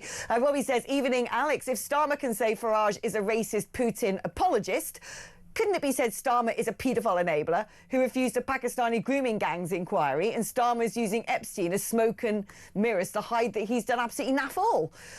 This is the thing, OK? The left wing play those games. The left wing go, racist, oh, Putin's puppet, Russian agent, neo-Nazi, fascist. Thankfully, most people on the right wing of politics have a little bit more class and let people make up their own minds. Hello, Alex, watching you on YouTube, missing you on the radio. Not sure this will get through. 2 days of messages not getting through. Margaret in Birmingham. Margaret, did I not read your messages? Yes, I feel like I'm always reading your messages, Margaret. If I haven't, I have been remiss, but they are coming through. Don't you worry about that. Patrick from Nottingham says, Alex, I know there's a lot of poo going on in the country, but why can't I listen to you on my radio? My TV is not in my kitchen, and I'm sweating over my hob cooking coronation chicken. Football schmutball. I want to know, you put in sultanas in that coronation chicken? Because I mean, sometimes you get a coronation chicken which is sort of slightly currified creamy chicken. I'm like, woohoo! The minute you start chucking those, you know, weird has-been grapey things in there, I'm like, nah, don't be doing that. But how old school, how very 1970s of you. And Claire in Buckley, my favourite. Hi, Claire. Not my favourite. Come on, Margaret. All of you are my favourites, by the way. Jamil is also a favourite. He's been... And Becca. Getting loads of great messages from you guys tonight. But Claire, you know I got a special place in my heart for you, my dear. I've got you on the app tonight because hubby's watching the football. Have you got Paul on tonight for Weird Hour? Well, if you wait for another 35 minutes, you'll find out. Yeah, we do. And Becca says, me and your mum have got your back on dress issues. Good old girl code at its best. Thank you ever so much for making sure that I'm not having a wardrobe malfunction. OK, keep your thoughts coming in. 03444991000 on WhatsApp, 87222 on text. I don't know how we're going to go about calls tonight because we're not on radio. I'm not sure if that's a compromising factor. But if you do want to talk to me in person, give it a go. Matt, when he's not busy mixing up a lovely brew for me, is poised, ready and waiting to take your call, write down your details and then give you a buzz back. 03444991000 is the number for that. OK, we're going to take a short break now, but when we come back, we're joined by the brilliant Robert Bates, Research Director at the Centre for Migration Control, who's always got such amazing bespoke information for us. He really is so vital in the nation's fight against madness. So we're going to be discussing some of the more egregious migration-related headlines just after this.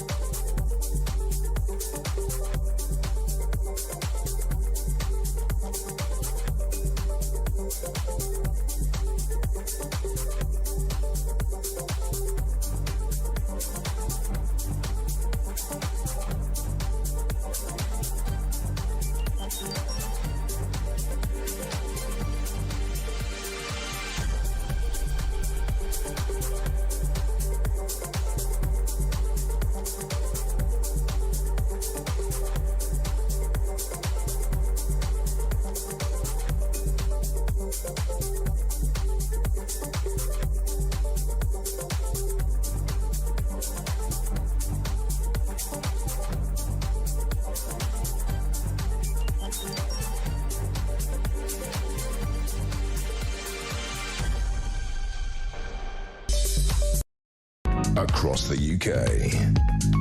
On DAB+. On YouTube. On your mobile. And on your side. This is Talk.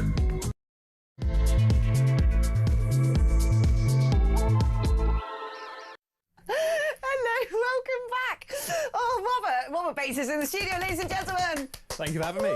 Happy evening. I feel like I want a special button I can press for like studio applause and pretend that we're doing something live. I can hear it in my theatre. head anyway. I can hear it. I can see like the sort of like, you know, the spotlight down on you amidst the sort of smoke in a darkened auditorium. I think that's what I deserve. I think that's why, yeah. I think that should be exactly it. Yeah. Why did you make me go weird? I love it. Robert was just reminding me that last time he was on, I was making him sing because we invented a theme tune for Migrants Day. Yes, but we said we weren't singing it, so let's not go near it. Let's not go. I do such balmy things in the 3 hours that I present. I'm just like, you know, one of these days someone's going to, you know, if I ever sort of go back into politics, which I don't think I can do now. I think there's a back catalogue. I've sort of, there's a back catalogue now. I think that's it. It's done. The sort of offence Singing, archaeology. though, I think showbiz. I think singing, you know, pop idol, so forth. Yeah, I'm beginning to think more and more of just going somewhere. Just going. Well, you've just moved anyway, though, so yeah, you have moved. But yeah, migration is the topic of the day, isn't it? Migration. Like, wouldn't mind living in France. I mean, I know they've also got the migration problems. Yeah, but I think they've it's got a better lovely weather lifestyle. and nice cheese, good wine. Yeah, but I think stay and fight. I'm beginning to. Whenever my life gets a bit miserable, I fantasise about being somewhere sunny and doing something completely different. Well, sort of like a Grisham novel, walking on the beaches, or just sort of in a far-flung town. Well, at one point, about 10, 20 years ago, my sort of, break glass for emergency was, if all goes horribly wrong, I'll just go somewhere like Thailand and set up a bar on the beach. Yeah, I mean, I think that my escape plan's Australia, but yeah, Thailand, Australia. Yeah. I think both valid models. Yeah, but I was like, yeah, Thailand. I mean, you know, how much does the bar on the beach cost? Just sort of knit together some palm leaves and That's it, a couple of bamboo shoes. Make some sort of hooch around the back of your hut. I thought I could do that. I really quite like a bit of wildlife. And then now I've got a bit older. It's more like I see myself sitting in the south of France. My mate's got a house there that he doesn't even live in. He's like, you can have it. I'm like, oh, great. Yeah. I see myself sitting there just sort of, writing a Substack and then writing a novel on the side. On a typewriter as well. On a typewriter. Yeah. No. Windows, in a draft, like Microsoft 98. In a drafty chateau, though. In a drafty chateau, yeah, for sure. Yeah. So that's sort of like other plan. That's the new plan A, break glass emergency. And I'm beginning to tack Israel onto the bottom of this. Yeah. Israel's just very cool. Have you ever been? Good weather. Never been. No. Yeah, no. I love a bit of Israel. I'm very poorly travelled, actually. I went last year, and actually they've invited me back. They're like, come back again. Well, there you go. And I'm like, all right, maybe I will come back and never leave. I think it'd be talks lost. The jeopardy of a little bit of bombing from time to time. Great, they control things very well over there. Keep going your Again, good sunshine. Good sunshine. Not enough bacon for my liking, though. There is that. There is that. They're a bit sort of pork light. Yeah. And coming from the West Country, I would have to sort of fly home on a regular basis just for a little bit of a bacon. You don't see that on the travel adverts, do you? They don't admit that, no. Yeah, you don't get that. Right. But you don't have your break glass emergency. Oh, yeah, Australia, you said. Yeah. I think it's, I think I'd be able to slip in. I watched a lot of Neighbours growing up, so I think I'm well attuned with them. How old are you? 30. Yeah, different generation of Neighbours then than the Neighbours that I watched. I think I started just as Holly Valance was leaving and followed it through. So we had a Venn diagram, a crossover in our Neighbours period. We had when the Scully family were there. Yeah, that was the high point. So the Scullys were there. Okay. Yeah, that's kind of about the time I sort of drifted out of watching Neighbours because, I don't know, I had life to live and things like that. I miss it though. Yeah, not a day goes by I don't think of it. I know, me neither. Well, most days. Anyway, we're talking about migration. I'm gearing myself up. I'm sort of limbering up for Weird Hour, which starts at 9. Oh, I can see. Well, you're doing a very good warm-up. Yeah, thank you. You're enabling. All right. I love this. I read this earlier. There's this suggestion that the EU are getting hardline on immigration. Hardline! Because they are moving closer to creating offshore centres for migrants and asylum seekers. The idea of the EU moving closer to something is like watching the minutial drip, drip, drip of the polar ice cap and everyone go, well, it's going to be flooded by 2020. And it's like, nope, still fine. Nothing's happened yet. The EU could do something something now. They could, couldn't they? Well, I don't think it could because of the structures and the very just innate nature of the EU is, never let a good problem go to waste, so don't throw it away and solve it too quickly, let it fester.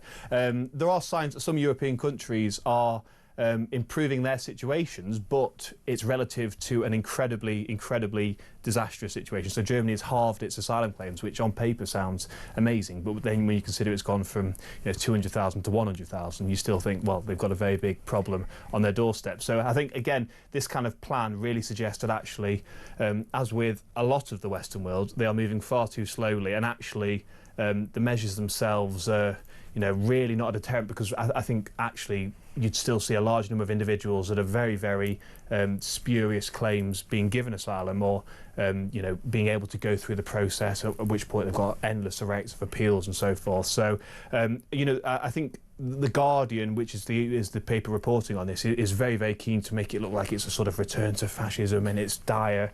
NGOs have always had a conversation.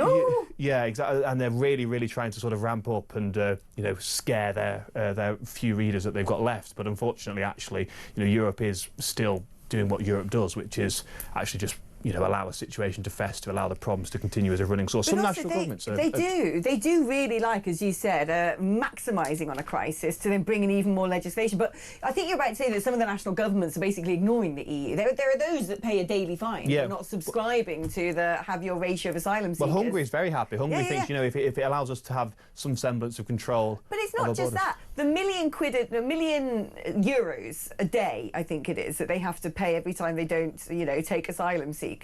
So that works out as about 365 million a year. Side of a bus. Exactly. About 300 million quid a year. I'm sorry, we spend that on a weekly basis putting these bozos up in hotels. Well, exactly. You know what it is? It's cheap. It's a great deal.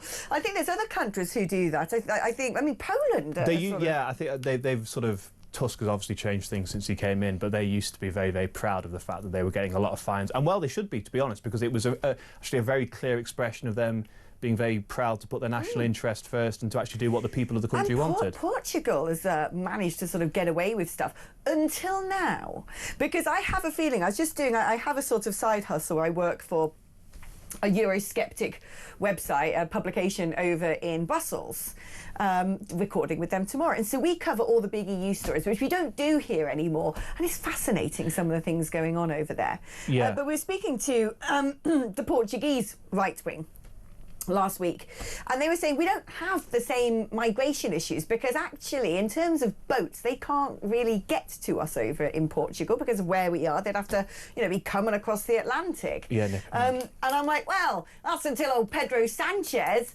regulated 500,000 randoms, and the EU don't like that because of course all these 500,000 randoms can now just disappear off amongst the Schengen nations, which is pretty much all of the EU. But doesn't it have a really eerie sort of echo of Angela Merkel's decision in 2015 with the million or so that she allowed to sort of come into, and that really was actually a sort of almost an attempt to, it feels like, destroy the continent, and it's still something that the continent is still trying to grapple with and solve the problems. I mean, German politics is effectively still defined by how to reverse some of the damage that's been done by that decision. Some of these characters coming over on boats to us are from Germany originally. That Germany is with still a track sort of record moving as well. Across. Yeah, exactly, the Crims basically. But it's absolutely astonishing. But when you look deeper into the way the EU's handled this from the beginning, I mean, Merkel is just a monster. Old Mutti Merkel, I think, should stand trial for what she's done to a continent. Of course, they lauded her, didn't they, in the main... Isn't she wonderful? Well, she had that old grandma vibe, but genuinely she was... A scary grandma vibe. Oh, really? I thought she seemed quite homely.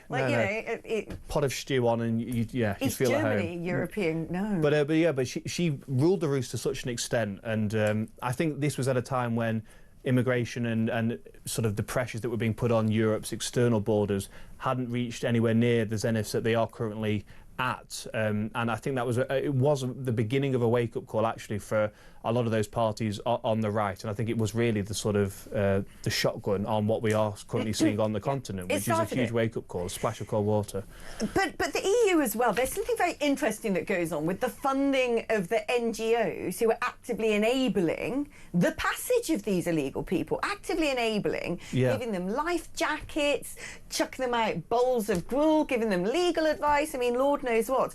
Some of these NGOs, who in many respects, there was even one of them, I can remember reading a story a few years ago about, I think it was Germany was funding an NGO that was sending like the Smile boat or something out into the middle of the Mediterranean, picking people up to bring them to Italy. And Meloni went tonto. She was like, what on earth? Germany's paying?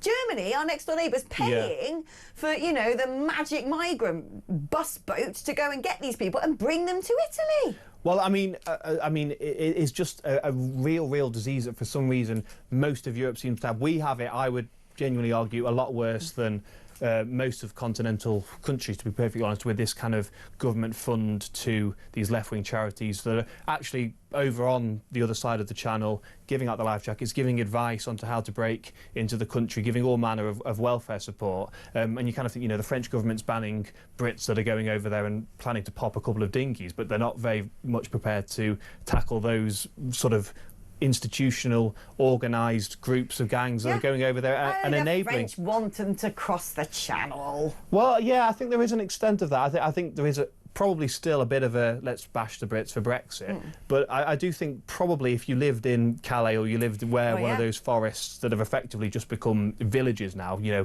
generators. That's a lovely way of putting it. Well, that is genuinely. Villages sound so magical. Hairdressers and bakers and things like that. Have you seen that Welsh sort of virtual reality anti-racist virtual reality experience? You know, the lovely village in Calais where they all cook round a cauldron and sing Kumbaya. Yeah, but they've got such deep roots now, and they're so sort of assured of their long-term presence there. That is the kind of infrastructure that is being put in place. So I think there probably are a lot of people in northern France that are pretty sick of the situation as well. And of course, it is the ease with which the individuals can get across to England that is drawing people to northern France. I always remember there was a weird thing that happened when. Do you remember when there was that huge flotilla of boats that landed in Lampedusa one day, and the entire number of people on the boats in that day, because it's like hundreds and hundreds, loads and loads and loads, all came on in one fell swoop, outnumbered the entire population of Lampedusa. And Georgia Meloni just went, enough is enough, we're sending the Navy in. And next thing, Ursula von der Leyen was there, and they did a joint press conference the next day. I have a feeling von der Leyen was saying to Meloni, you think you're going to do that, do you? Well, guess who owns all of your debt? I definitely think something happened to scare her off. This headline really, really upsets me. Immigrants are now behind 1 in 10 new GP registrations. Yes. Yeah. That appalls me. It appalls me because my mum has been suffering in pain with osteoarthritis for months and was messed about for months not getting an appointment. She's worked all her life. She's paid taxes all her life. I worry now my parents are getting older that if they had a situation, they're not going to get prognoses in time. They're not going to get treatment to relieve their discomfort. No. And that really, as a daughter, it upsets me so much because these blimmin' politicians think any old person can come into the country and skip the queue, and I'm sorry. It's beyond frustrating. It's heartbreaking. It's heartbreaking because you're powerless to do anything about it. You want to step in and say, I can wave a magic wand and solve this situation. You know, people up and down the country must feel about this when it comes to if their kids are sick or if their brother's not well or whatever it may be. It breaks my heart. It breaks my heart that, you know, there are people who just can't afford to send people off for private medicine. Who, you know, might live in a postcode where all of a sudden that GP's appointment ain't coming for weeks and weeks and weeks. Yeah. And it's because of these blimmin' people who've contributed nothing to this country. Are clogging up our system. Yes, oh great, the good, doctors and nurses who work in our NHS, great, that's fine. That is how the immigration system should be. Discriminatory in a good way.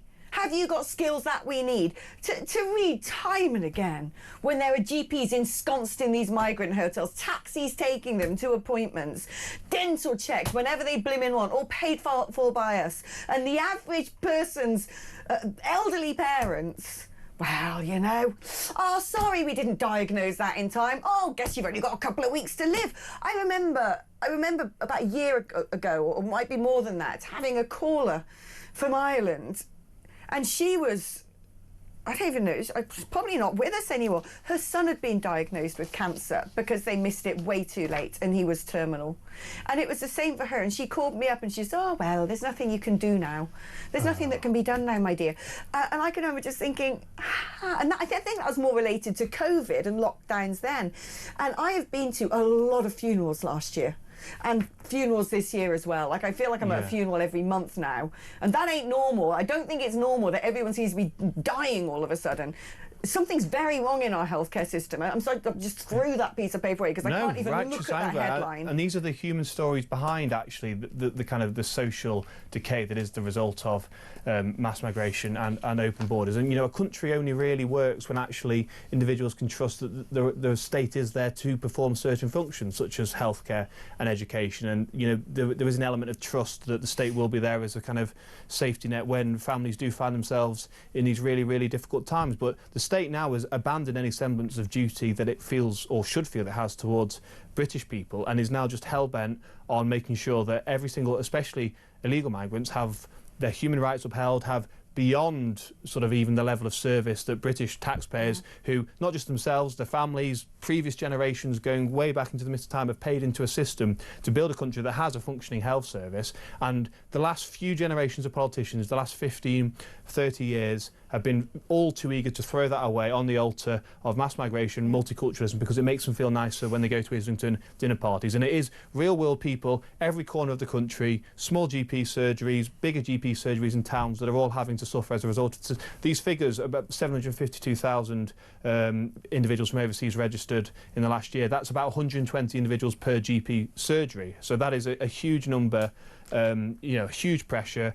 Since this story was published, you read the comments, individuals sort of recanting tales of, you know, calling on a Friday, getting a call back on the following Thursday, and that kind of stuff. And, you know, everyone knows the NHS is not working, and it's about time we recognise that the reason why, or a large reason why it is not working, is because of mass migration and open borders. Plain and simple. Yeah, it is. My friend who works for the NHS screening, I won't detail exactly what sort of screening, you know, she was saying to me, you know, when the sort of papers come in of a morning of who she's going to be seeing that day, she always sees at the top of the stack one particular address of a particular hotel. Yeah. Why are they at the blimmin' top of the blimmin' stack when they've broken into the country illegally, have been dealing with horrible international criminal cartels, potentially line the pockets of terror organisations, and that person who gets a priority being screened meets someone else who's going to miss that and miss a diagnosis, and that could be a death sentence, and that is not okay. No, the social contract, because of illegal migration, is effectively disintegrated. There is no sense that politicians or government are on the side of actually British people at this point. I think they're really, frankly, they are on the side of anyone but the Brits at this point. And, you know, we're talking about sort of illegal migrants getting to the front of going to a GP surgery. So that's, of course, the poor souls that actually have to go to a GP surgery. Many illegal migrants in these hotels actually get the GP or the dentist coming to them and operating in the foyer of the hotel and doing sort of whatever sort of just random checkup that they can do there as well. So millions, hundreds of millions, probably billions of pounds have been spent now on healthcare for legal migrants. And also, you know, I'm going to say it, I don't care now. Can we talk as well at some point in the future about things that haven't existed in the UK for a long time, like polio, suddenly popping back up? I wonder where that's come from. Robert, we've run out of time. We started off really jolly singing our Migrants Day song, and I was in tears by the end of it. Blimmin' heck. Emotional roller coaster. It's an emotional roller coaster, isn't it? Well, well done for sitting on the front seat and managing it. Robert Bates, ladies and gentlemen. Right, OK, we're going to take a short break now. I certainly need one. When we come back, we're joined by my little political protégé, the fantastic Ellie Hodges, about a story that she's been digging around into, which is reform organisations being banned from universities, amongst other things. I can see her through the glass. She'll cheer me up with a nice cuddle. All right, OK, do stay tuned, because after that as well, at 9 o'clock, we've got Weird Hour. I think I need it tonight. I'll see you just after this.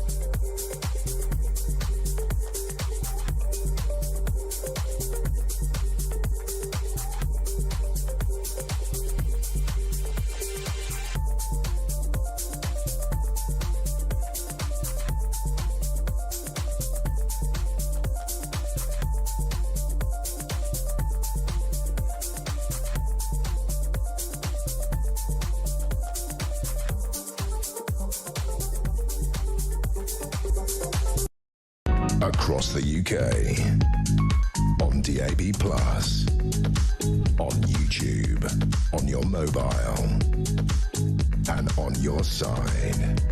This is Talk. Hello.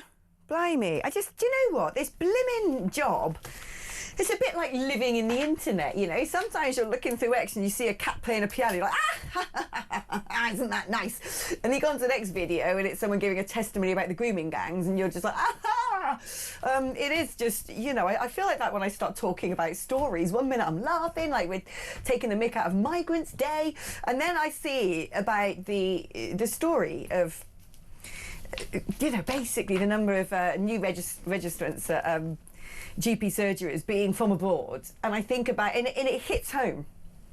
You suddenly think, I can see how this is impacting people that I love, and you feel powerless, absolutely powerless. So sorry about that.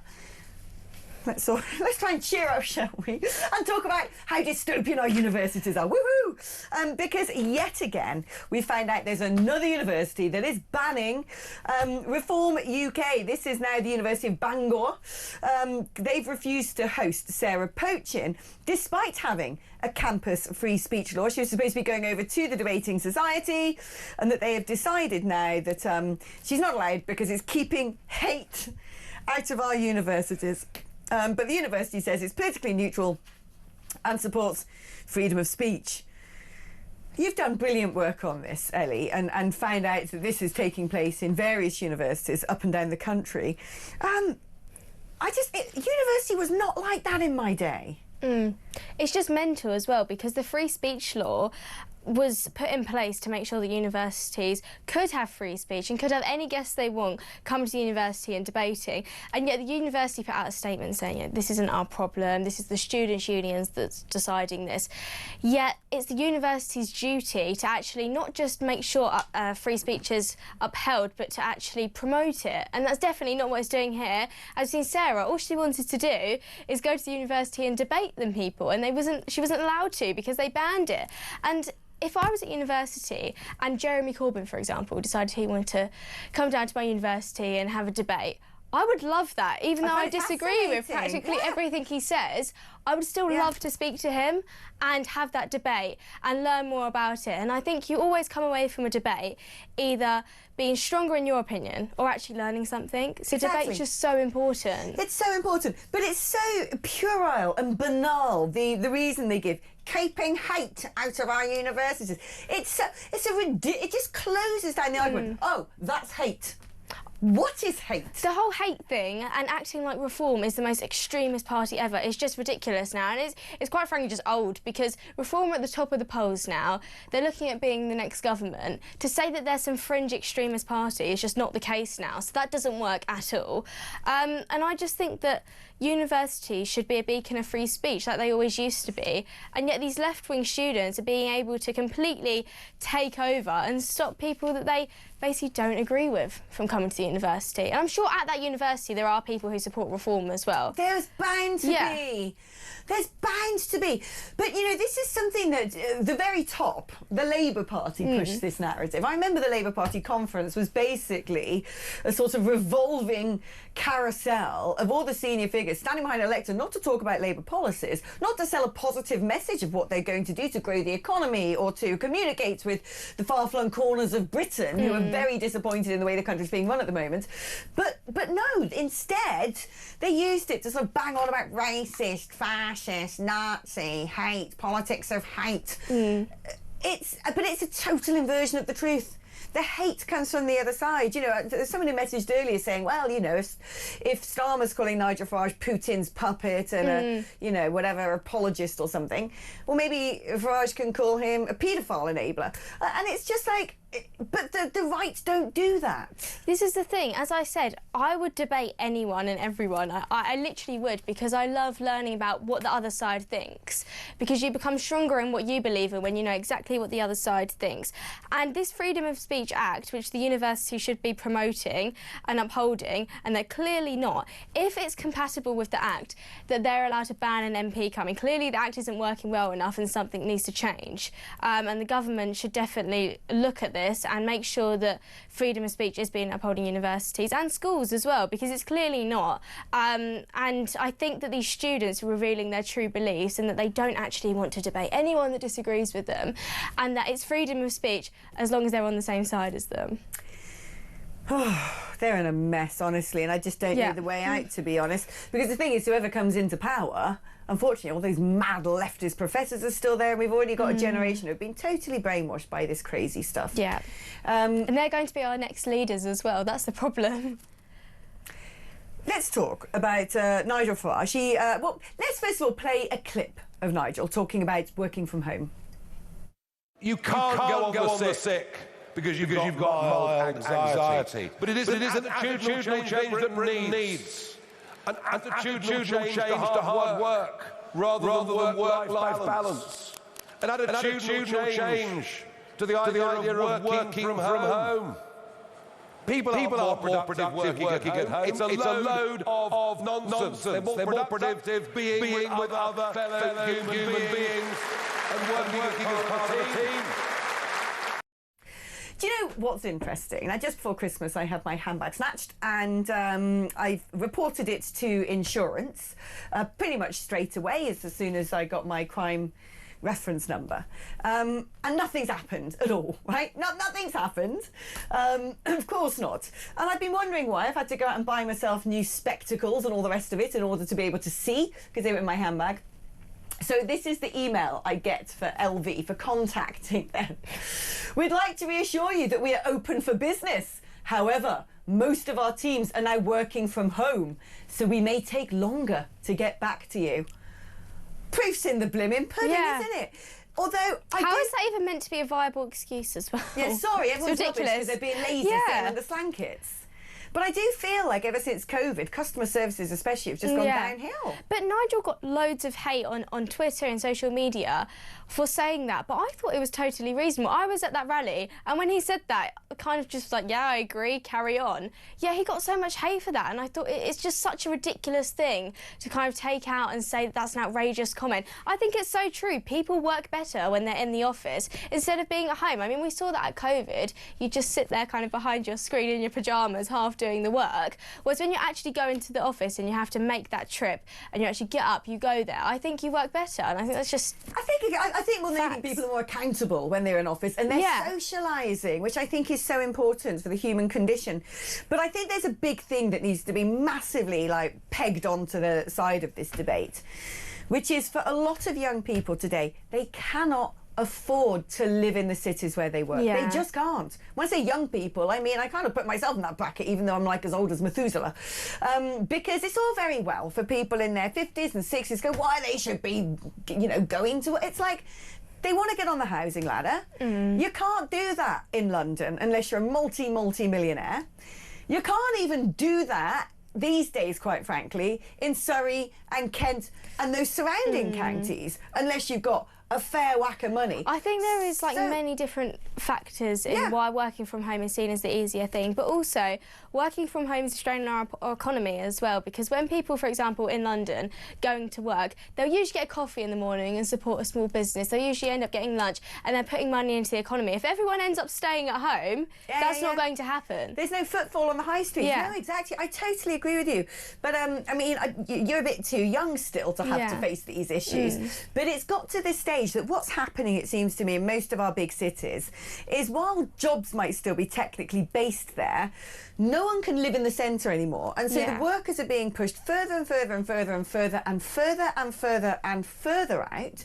Meanwhile, the sort of prime real estate inside the cities is either being taken over by foreign investors because it just goes up and up in value, or largely the sort of outer boroughs of, say, London, a lot of them are just ghettoised slums. When you drive through boroughs such as Brent's got all these lovely little old terraced workers' cottages, and I'm there thinking that should have been my first home. That should have been where I got my first house, so I can easily get into work. Yes, it's not in Kensington or whatever, but that would have been perfectly fine. But it's not possible anymore. But then also and it's like, Bangladesh or something over in Brent. And that's the thing as well, is that all of these areas that aren't in central London, they're kind of out outer London, they used to be like really nice places where it would be great for young people to move into when they've started their first job. And now, because as you said, a lot of these places are becoming somewhere you don't really want to live, you don't feel safe in. Like Whitechapel, for example. That kind of area, when I walk through there, I'm always feeling really nervous because I don't feel safe there. Like, I would never move into somewhere like that. I'd rather much live further away from London than live there. But and then that's this another is it, problem. the affordability though, because the more that people are pushed out as London becomes ghettoised, the more property prices go into the commuter belt, and so that gets pushed even wider, and that gets pushed even wider, and then our public transport is not up to it. It's overcrowded, it's over expensive. Then we have the train drivers going on strike as well, just to top it all off. And you just think, I can't win. Yeah. How am I supposed to beat this game? You know, it doesn't make sense. That's the thing. I think everyone is just feeling like at every single turn of their life, everything's just becoming so much more difficult all the time.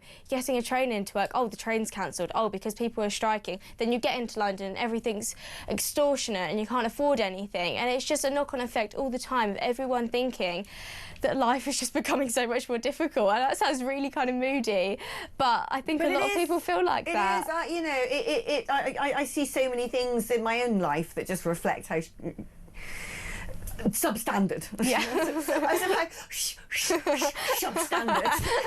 You knew what I was going to say. Thankfully, I had one of those, I dumped my own voice in that moment there. It was about to come out and I managed to get there in the nick of time. Ellie, Leon has messaged and says, Ellie Hodges, I think I'm in love. Oh. I don't know how old Leon is. I don't know if he's spoken for. I can tell you nothing about him. But there you go. Your fan base is growing. Great. Fantastic. Oh, I love you too. You are my protege. Yes. You're going to outshine me very quickly. No, I will never outshine you. In a moment. The brilliant Ellie Hodges, ladies and gentlemen. Isn't she great? OK, let's do a couple more messages and we're going to take a break because I want to read this out from Angie. She goes, I love Alex Phillips, but tonight I've had to switch off. So I don't know if Angie knows I'm reading this message. Last night she asked people to cheer her up. We need cheering up. It's why I always used to call it communal catharsis. Tonight she's on TV crying. I just had a tear in my eye thinking, with frustration, Angie, with frustration. I tune in to be cheered up and listen to news and debate, not to listen to her sobbing. Maybe HR should check on her mental health. I kind of think that's not a bad idea. I think HR needs to check on everybody's mental health right now in the country because I'm sure that resonated with a lot of people out there who are just, you know, just so fed up with what's going on. And believe you me, when you've seen as many coffins as I've done in the last 6 months, it kind of gets to you after a while. But then Dan from Halifax has sort of made it all the better, saying, Talk's greatest presenter. He also says I'm the most beautiful, but, you know, I'm not going to... OK, I did read it out. Thank you for making watching and listening to Talk feel like you sat with your bestie having a chin wag. Oh, that's nice, Dan. I mean, this is the whole thing. When you're with friends, sometimes you have a shoulder to cry on, other times you crack each other up. That is life's ups and downs, and that's what we are here for. This is your home, and I'm very honoured and privileged that you are with us tonight. Anyway, you'll be pleased to know that if we do cry in the next hour, it's going to be with laughter, because I can see him waiting there through the glass. Oh, weird hour's about to begin. Paul Cox is just there. You know it's going to all kick off. There he is, all right, son? Oh, great. I'm looking forward to this. This is the antidote to life's misery. So don't you go anywhere. Stay tuned, and who knows what's going to happen in the next hour, because I'm pretty certain Paul, me, Dean, Matt, Sam, nobody in there knows. Nobody knows what's going to happen in the next hour. So stay tuned and let's find out together.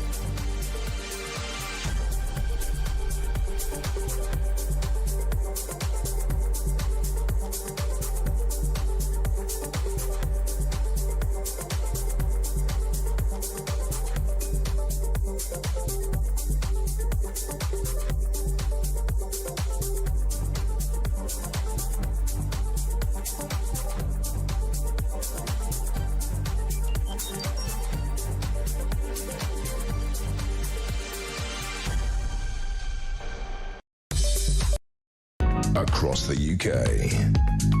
On DAB+. On YouTube. On your mobile. And on your side. This is Talk.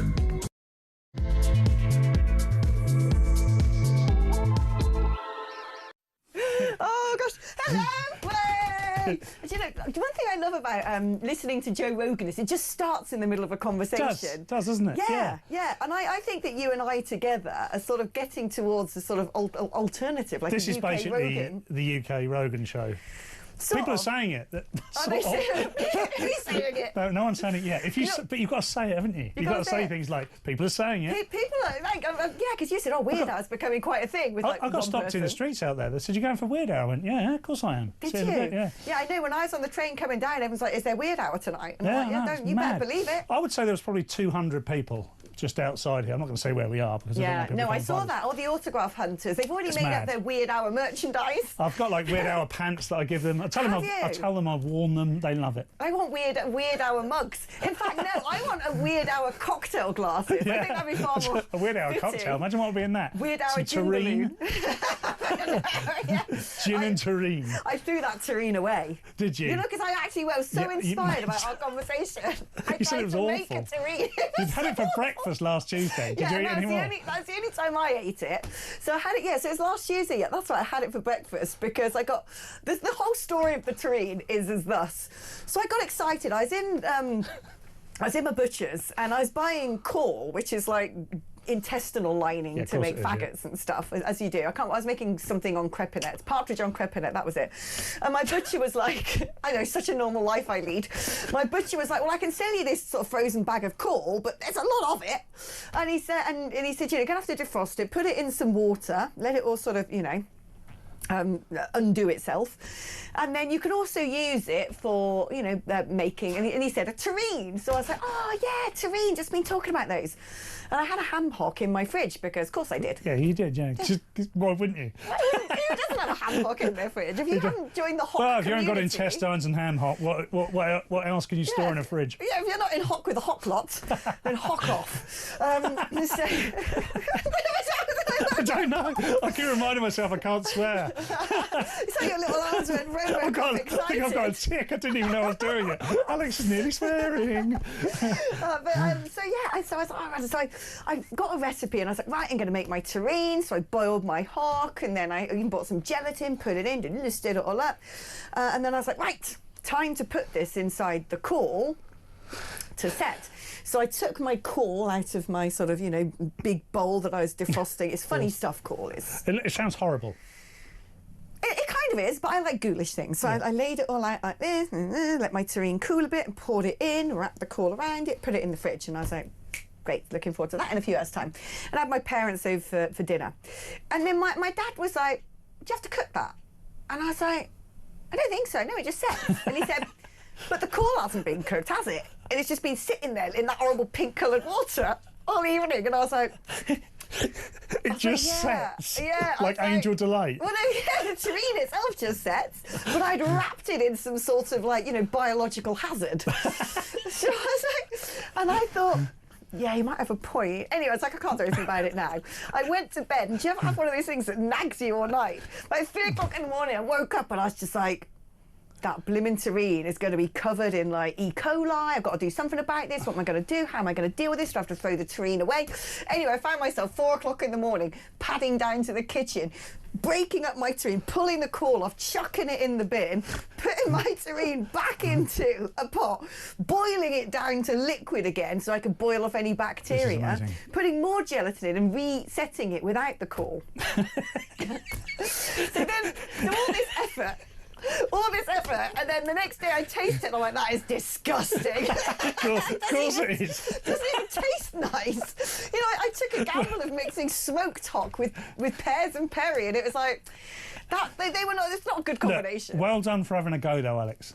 Having a go with Alex. That could be a spin-off from What's even better is the other night I was down the pub on the Friday. When I get home on a Friday after work, I just managed to get through the door before last orders. Oh wow! So we had some last orders, and my neighbours all piled back to my kitchen, and we were there drinking, had our music on, dancing around, and my neighbour Shell was like, I don't know, people get drunk and start opening fridges. She starts tucking into that tureen.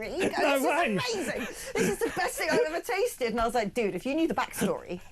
Thankfully, she's still with us, though. I wonder if she's listening. I don't know if she is. If she is, I'm sorry, Shell. I should be laughing her head off. Oh, wow, Shell. We need to get her on. She sounds amazing. Yeah, she is. Her nickname's Afro Shell. Has she got an afro? No. That's what I love the most about it. I don't really know where it comes from. I think sometimes she has dreadlocks. Are we talking about a black lady? No! That's why it's even more spectacular. This is weird. You should see, like, my local, in the middle of, like, rural England. There's only about 6 of you that live where you live, isn't there? Yeah, and we're always down that pub. Got Afro Shell. You've got Afro Shell, Kenyon Ken, Magic Mike. Kenyon Ken. Is Magic Mike like a good-looking guy who takes his clothes off? He's a computer programmer with glasses. Right, so he's not an actual Magic Mike. He's not, no. Kenyon Ken is from Kenya. Is he? That is correct. Well done. Correct naming. Well done, Kenyon Ken. And there's another man who sometimes comes in the pub called Spider, and he's got like full face paint like Kiss and long hair. Really? Yeah. So he just goes out with face paint on. Yeah. It's not a tattoo. No, he just does. You're not worried. He's not. You're not No. worried about any of this, are you? You love this. Has Spider been back to your house? No, not yet. But my pub is permanent weird hour. I want to come to your pub. Can we not do a show from your pub? I'd love that. I'm not sure whether they would, but No. I'd love it. But it is really cool. Like my neighbour the other day, because we were sitting in the pub chatting away at the bar. And he just goes, oh yeah, I'm going to go on a shoot. Do you want so? So he had bought me the partridge breasts, and they were nicely vac-packed, all their and some crowns, and I butchered that. How were they? Yeah, brilliant. Oh, do you want some pheasant this weekend? It's the last weekend of shooting. And I'm like, I'll take pheasant. I was like, all right, great.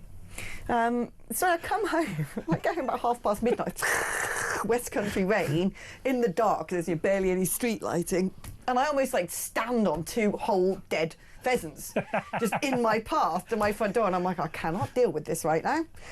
So I just dragged them by their necks and put them on my doorstep. And anyway, my neighbour said to me earlier on, like, what else, would you have rabbit, venison? Thankfully he's, no, not thankfully, he's a great man, but he's gone off to Australia for 10 weeks now, because at one point I thought I'd look like a serial killer in the woods with just like a sort of hanging, menagerie of death. Little message for Alex. Yeah. Dead pheasant, that'll scare her half to Because I'm always here, my other neighbour, Mia, bought the pheasants in and said, look, don't worry, we've gone in, we've put them in your cellar. Anyway, a week later, she's now taken them out of my cellar and walked them into the field to give them to the foxes. So, yeah. Oh my God. Well, yeah. That is a great start to Weird Hour. I did prepare for this. There are stories, aren't there? Do you want to do stories? No, not really. Let's talk about it. We should get people to ring in and say... Actually, how should we do this? By the way, if you are listening tonight, nominate... Well, we could do this as like an experiment. WhatsApp what you want Paul and I to discuss during Weird Hour. Let's do it. Yeah, this is going to get even weirder. Keep it weird. Yeah, keep it weird. 03444 499 1000. Keep it weird. What topic would you like us to investigate? 8722 on the text. Or perhaps you might want to join Weird Hour. You could just phone in and be part of it. We could really encourage some weird stuff here. But great. Let's win that award. There must be an award for this sort of thing. I think there is, and Jason from Pompey is going to give it to us. Jason from Pompey. Yeah, he said, when is Alex and Paul's Weird Hour podcast starting?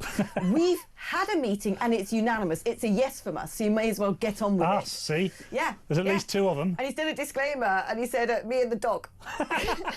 Oh, Jason, don't tell us that. We thought there was a whole group of you. Yeah. By the way, I think Jason's messaged him before because I'm from Portsmouth, so... Yeah, Pompey Jason has messaged him before. Yeah, basically, I think the main Weird Hour acolytes is Claire from North Wales and Jason from Pompey. So we're spinning. Yeah, we are. Yeah, it's kind of national. It is. It's becoming a huge deal, basically. I think this is the... we're joking about it now. They'll actually show this, like when we were doing This Is Your Life, because that'll come back. That does need to come back. Wouldn't it be great if they did This Is Your Life? Everyone's now so... The thing is, you know everything about everyone now, don't you? The thing about This Is Your Life, it was really interesting. Someone would go on there, like Roy Castle or something, and you'd find out that he had 3 sisters and a dog, and that'd be quite interesting. Now we just go to Instagram. Oh, yeah, look, that's true. That's it. Although, have you ever done the, like, Google yourself and find out all of the misinformation about yourself? Yes. What is Paul Cox worth? And that's what it said. And I'm like... I love it when there's sort of recommended questions. You type a name in there's the recommended questions. And I don't know, does anyone know how algorithms work? Because I think the sort of recommended questions sort of come about from what people are asking. Maybe, yeah. Shall I find out what my recommended question is? So hold on, here we go. Alex Phillips. Yeah, let's go. It's going to be something about weird. People ask, why has Alex left GB News? Have you only just noticed? It's 3 years ago, wasn't it? Yeah, I'm under NDA, seriously. Not allowed to talk about it. Not a pretty story. Oh, yeah, of course, yeah. Who is Alex Phillips married to? Do you know? No one. Did it say? Spider. What has happened to Alex Phillips? She's okay, she's here. I've seen her, she's fine. Hi. Where does Alex Phillips live? Oh. Lives in a house, a very small house in the country. Yeah. So there you go. With Afro Shell. I kind of wish that, who is Alex Phillips married to was the first one, because at least that shows yeah, that... there'll be men out there. Men out there might find me attractive. What you want. Which would solve... It would, might help answer that question. What you really need is strange men contacting you via the internet. That always works out brilliantly, Alex. Yeah, I do sometimes get that. Yeah. Of course, yeah. I do too. And I'm straight, and still the strange men get in touch with me. But I really like, because at the moment you've got Grokpedia and Wikipedia, and comparing the two. So what does Wikipedia say about me? What does Grokpedia say about me? And Grokpedia's write-up is really nice. It's like, oh, Alex Phillips, she's outspoken, she's brave, she's did all of this stuff.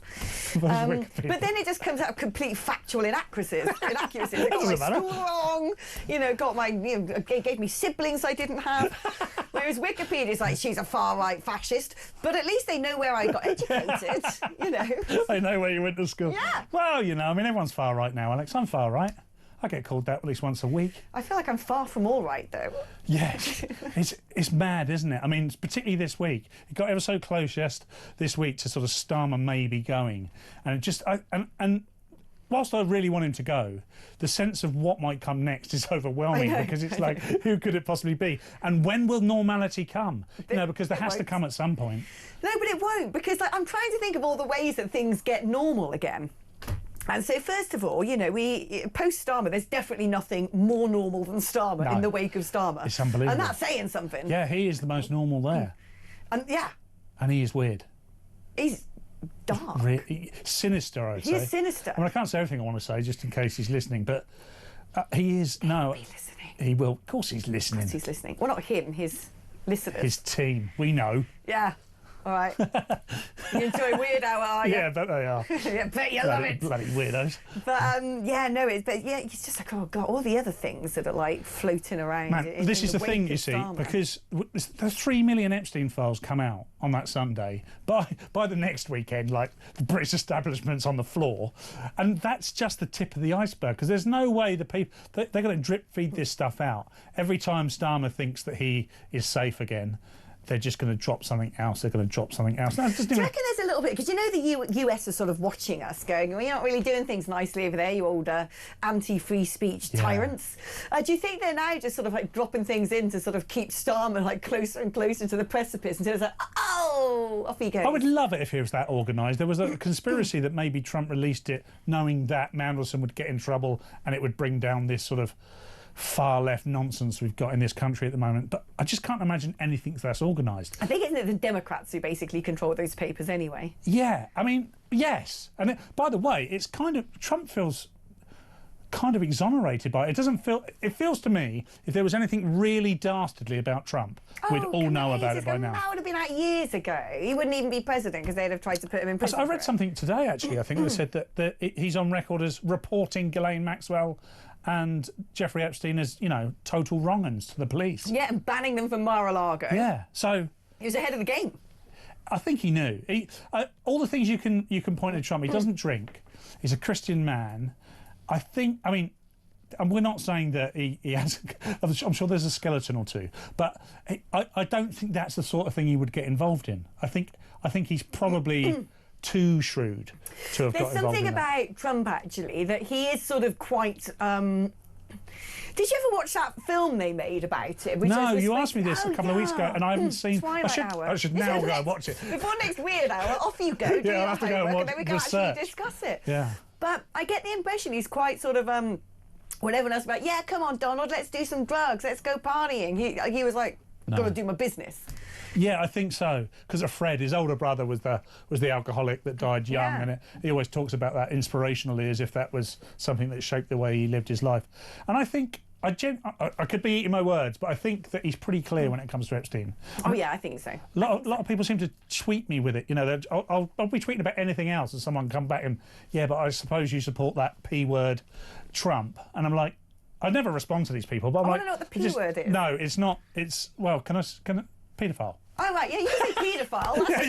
That's a term. Yeah, right. In actual fact, it's much worse to say the P word. I'm so sorry. The P word's like the N word, and I was thinking, I know he puts on a lot of orange paint, but you know, I'm so sorry. This doesn't make sense. I just made that like 100 times worse. That deserves a chop. That's why I'm sitting here going like, help me out here, P for Paul. And we got some messages, by the way. Jules in Bristol loves Weird Hour too. Great, hi Jules. So we've got North Wales, Bristol, Portsmouth. We need to start getting some of the East Coast. Don't forget the dog, Jason and Pompey. We spoke about the dog. Yeah, Jason, we love come the on, dog. mate. Give the dog a name. Yeah. Joanna in Salisbury, Weirdo from Salisbury, and dogs. The dogs are listening. Woof. Do you think people, when they go out in future and their dogs are sort of, at home howling sadly, let's just do this. Weird Hour on Let's just do this. Walkies. See what happens. Yeah. They'll be going mental out there now. Will they? All 6 dogs that are listening. Can you do like one of those cool whistles? I cannot do that. Have you ever been able to do that? Never. God's deliberately. I could do the owl thing. That's good and useful. Yeah. Useful if you're weird. I'll be doing it later. Just wandering around the countryside. This is why God didn't gift me with any of these abilities. I struggle to. I can click sort of in my left hand, but not my right hand. Oh, I can. I haven't been given that because I do it all the time. I can't whistle because I would just do it all the time. I can't make an owl noise because I do it all the time. And I've still, for 22 years, no, more than in fact 30 years, I've been trying to get that one nailed. And I can't do that. God's like, you're not going to be gifted with any irritating noises. You're not going to be responsible. You have got the gift of the gab, though. Oh, do I? Yes. You're Alex Phillips. Hey, for Weird Hour, could you and Paul cover the Loch Ness Monster? That's Paul and Aidan from Redditch. Paul and Aidan Redditch Redditch. now, that's Midlands. Yeah, that is the Midlands, isn't we it? are Near getting Birmingham. around the country. Claire in North Wales, our very own Claire. If you do Weird Hour from your local, can I come? Of course. Yeah. So hold on, we've got Loch Ness, and hold on. Alex, here's a question you'll love. When making a stew, think of oxtail, anything with bones. What's your preferred type of dumpling? I always make suet dumplings and not the vegetarian type. People think it's strange. I love Weird Hour. Where are you from? Yeah, we need to know where you're from. We need to get one of those maps that you sort of scratch off with a coin. And the Weird Hour map. At the moment, they're all kind of towards the west. Do you think there's going to be like do you remember during the pandemic there was that, what's it called, the rate of replication or something? What is the R rate? The R number? Yes. Yeah, do you remember the R number? Oh my God, I've actually had a flashback then. I know. Every day. Remember how weird lockdown was, by the way? That was weird. That was a weird year or two. But the thing is, the weirdness takes root. Yes. You know, because they kept saying, "Oh, this is the new normal. This is the new." They wanted us to believe it, didn't they? Yeah, but they have. No, it's. I mean, there's a reason that Nigel Farage has come out and said he doesn't want people working from home, and that's a whole other debate. But it has left a sort of cohort of society that changed everything. I still had a normal world job then, and I was quite grateful because it meant I got, I was furloughed and got paid. So I don't. But working from home for me, whilst it was fun, it was a complete. it was an anomaly. I'd never done that before. I had worked from... I was working in London, so I occasionally worked at home on a Friday, but the idea of being at home every day after a while just got weirder and weirder. And I just wore tracksuit bottoms everywhere. So my lockdown was kind of odd because... Basically, I was living in Belgium. I'd been an MEP. Oh, right. Oh, of course, yeah. And it'd be like, right, that's it. We left the European Parliament on the 31st of January. And I had a house in Belgium. So I was sitting there thinking, oh, I'm going to wait and, you know, decide what my next move's going to be. Then all of a sudden it's like, bam, bam, bam, bam, bam. Europe was locking down. And they went mad. Yeah, because Italy was really bad at one point, wasn't it? They went absolutely tonto for the lockdowns. I actually got COVID in Belgium, like in the February. That's the coolest way to get it, I think. I was so before the curve. I started the curve. I got it. Actually, I had COVID in March 20. Yeah, as an early adopter. Yeah. Couldn't smell a No, I thing. couldn't smell or taste. It was pretty... It would wipe me out for a It week. just felt like a bad hangover without tasting things. It wasn't nice, but I completely isolated myself. How did you? So I had basically all the borders were shutting. I was like, I've got to get out. I've got to get out. You do. Because I don't want to be stuck in Belgium on my Todd. That's not going to be okay. It's No. not even good Netflix in Belgium because it's all sort of Belgian programmes, which, you know... Did you speak much... What do they speak there? Flemish or...? Flemish and French. I'm fluent in French, so that's... Of course you are. Oh, yeah, of course, sorry, I am. Alex. Yeah. So yeah, so then I was like, right, I've got to get home. And there was this mad situation where I was trying to get out of Belgium, but France had closed its borders. And bless my dad, he used to be a lorry driver. He had got a van to drive over to pick me and all my boxes up to get me home. They wouldn't let him on the ferry. No They're like, no, way. borders are shut. And he was like, but, you know, my daughter's over there. She's in Belgium. She's stuck by herself. Anyway, being wily, as is my old dad, he waited Mr. in the Phillips. car, watching, you know, the sort of people, waited for them to change, the people at the desks. Oh, wow. And about 3 o'clock in the morning, because he used to be a lorry driver, he knows how to do, like, cool lorry driver stuff. Yeah. And he knows that that's the lorry driver boat. This you know, is cool. the wee small hours. It's not your holiday makes, it's not your families. It's the sort of, you know, Romanian lorry drivers. So my dad goes and he speaks fluent French as well. Wow. And he basically cried. Did In he? French My God. at the French border patrol and got on the ferry. Anyway, so he did manage to eventually get home, but that net resulted in me living with my parents for 3 months. How was that? Actually, we had a great time. Oh, great. Good. We had a really nice time. And then it ended up with me going to live in my brother's shed. From childhood bedroom to shed. Please tell me this was like a chalet. It was like a sort of one of those man caves, like a shed, but Just a turned into shed? an office. Yeah, Right. with a click-clack bed in it. Right. At the bottom of the garden. I made friends with a fox. Everyone knows exactly what you mean when you say click-clack bed. Isn't that the official term? Maybe. I think that's actually what it's called, Paul. Is it? Yeah, I think Is it they what are it's called called? click-clacks. Maybe it is, yeah. Are they? I don't know. So but then I ended up in Lanzarote. I went for 1 week and ended up staying for 4 months because that was better. By the way, we've got more people coming in. Tenerife!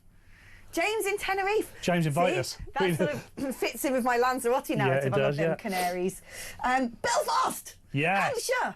Basildon! We are smashing it. See, the weird hour So we're going to call them the weirdos, yeah? Because this is going to get big. Obviously, it's going to get This is big huge. already. Yeah. I'm already feeling like I'm very important. Yeah. Are you feeling that? I mean, you always felt quite important anyway. I should feel imagine. like we're celebs now. We've Big broken time. through to- Obviously, big time. I always knew that anyway. It was coming. It was coming. It was inevitable. It was going to happen one day. So we've gone around the heat map, but we haven't answered some of these important questions. Let's do it. So first of all, there was stew. What's your favourite stew? I don't actually particularly like stew as a general rule. It's okay. sort Probably of, a beef or something. I don't know. I like a casserole. yeah, well, it's just sort of French stew, isn't it?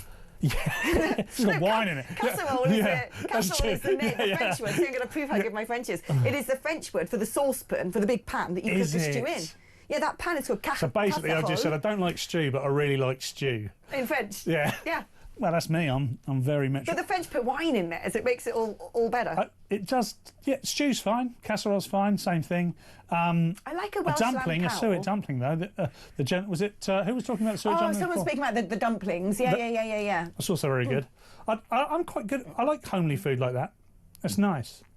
I like Warm. home food. I used to try and cook really complicated things, and the older I've got, the more bored I am with cooking complicated things. But I just buy really expensive ingredients and cook them So simply. did you learn to cook just, you know, somewhere? eat caviar. Did you learn because you've lived everywhere? You speak French? I've picked it. So basically, I'm an obsessive cook. I love cooking. Right. So when I lived in India, I used to have this, because this is going to make me sound like I was like, Queen of Sheba. I had a chef. But actually, the chef had a chef, and the chef had a chef. It goes all the way down in India. Everyone's got staff. So why were you in India? Was this because of your parents? Or because... I was working for a newspaper over there called The Hindu, which is a broadsheet.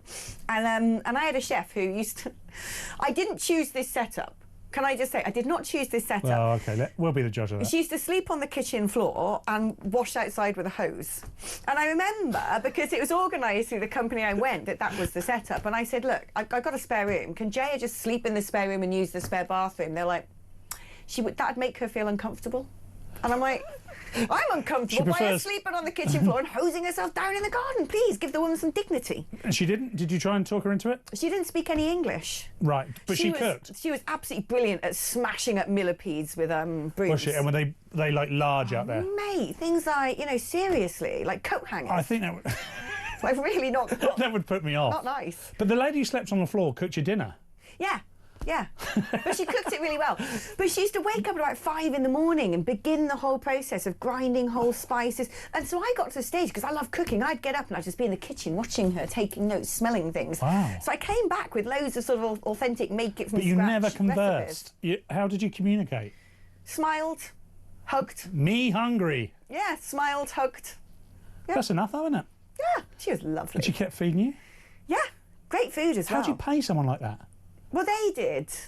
The company did. Things in India don't work the same as... Things in India don't work the same as things in the UK. Just saying. It's sort of no, I've never experienced it. I've never been to India. Basically, we're one of the only countries in the world that doesn't have...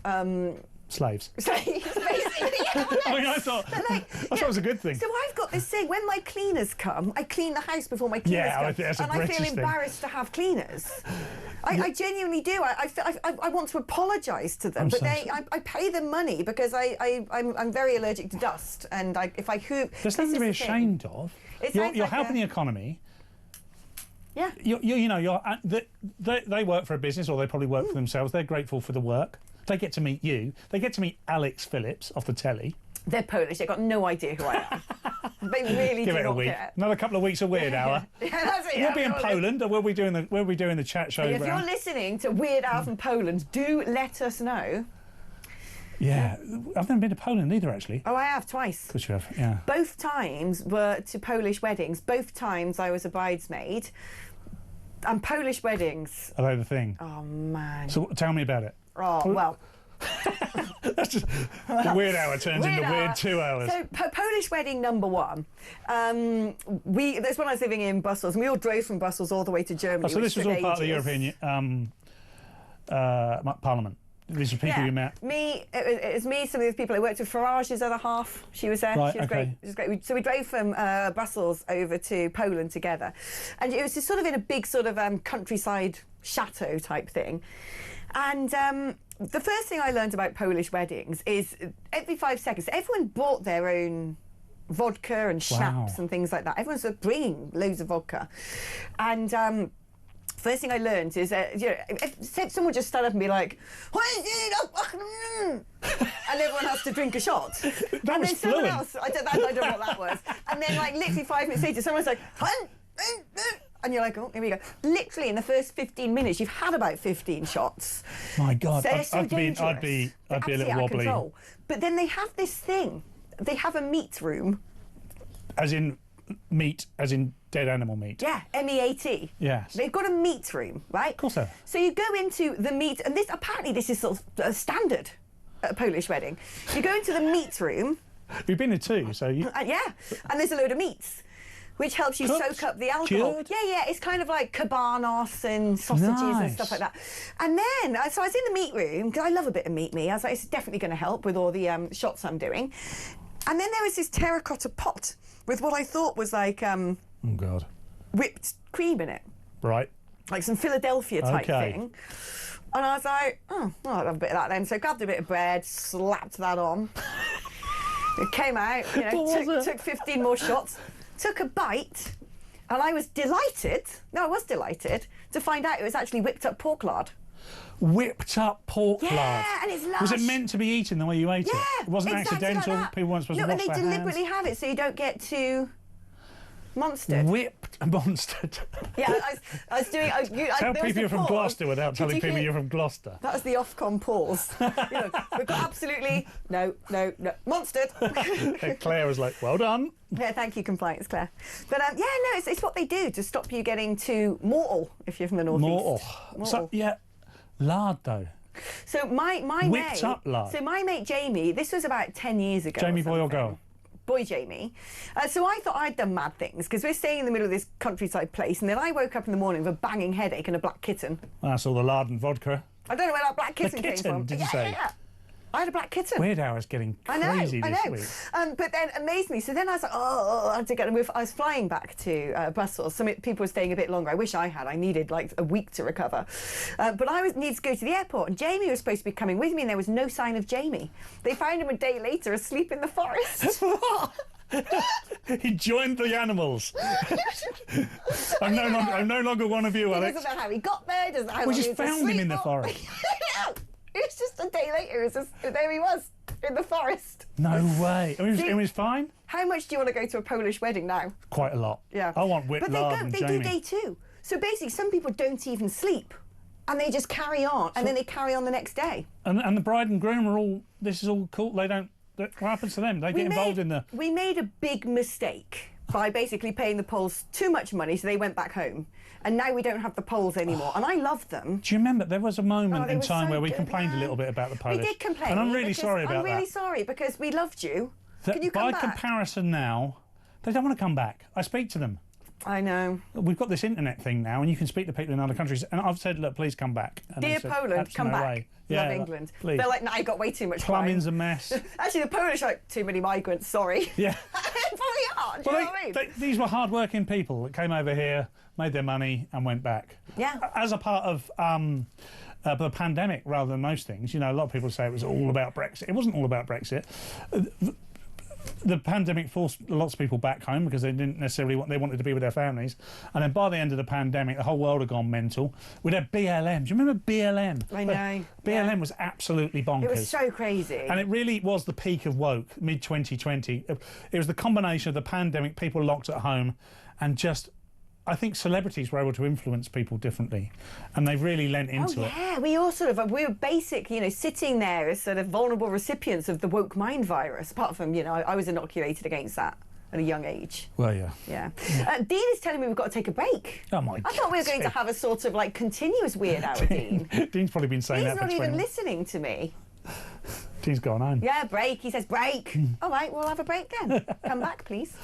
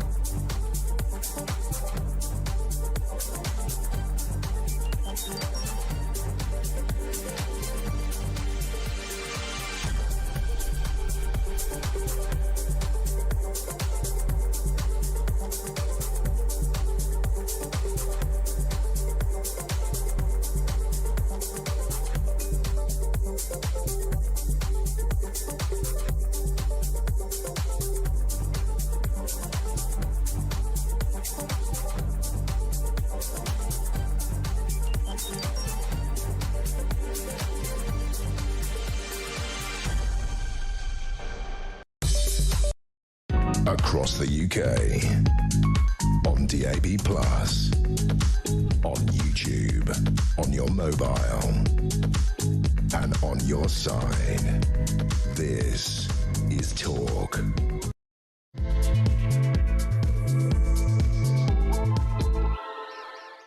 I love the most, Paul. I love the fact that actually we did have Let's do the things on here. I read 6 stories. Did you actually prepare? I always prepare. We're literally on air for about 10 more minutes. We're not going to do any of them. No, we don't need to. They don't No, want it. Give the people what they want, Alex. Yeah, the people wanted us to talk about the Loch Ness Monster, so let's definitely do that. Jeff from Cardiff, I don't know if we've mentioned him. Weird Al from Belmont in Lancashire with Kai, the German pointer, who completely ignored when you shouted walkies. Did he? And then someone's Dave in Southport. Oh, Southport. Now we're really getting.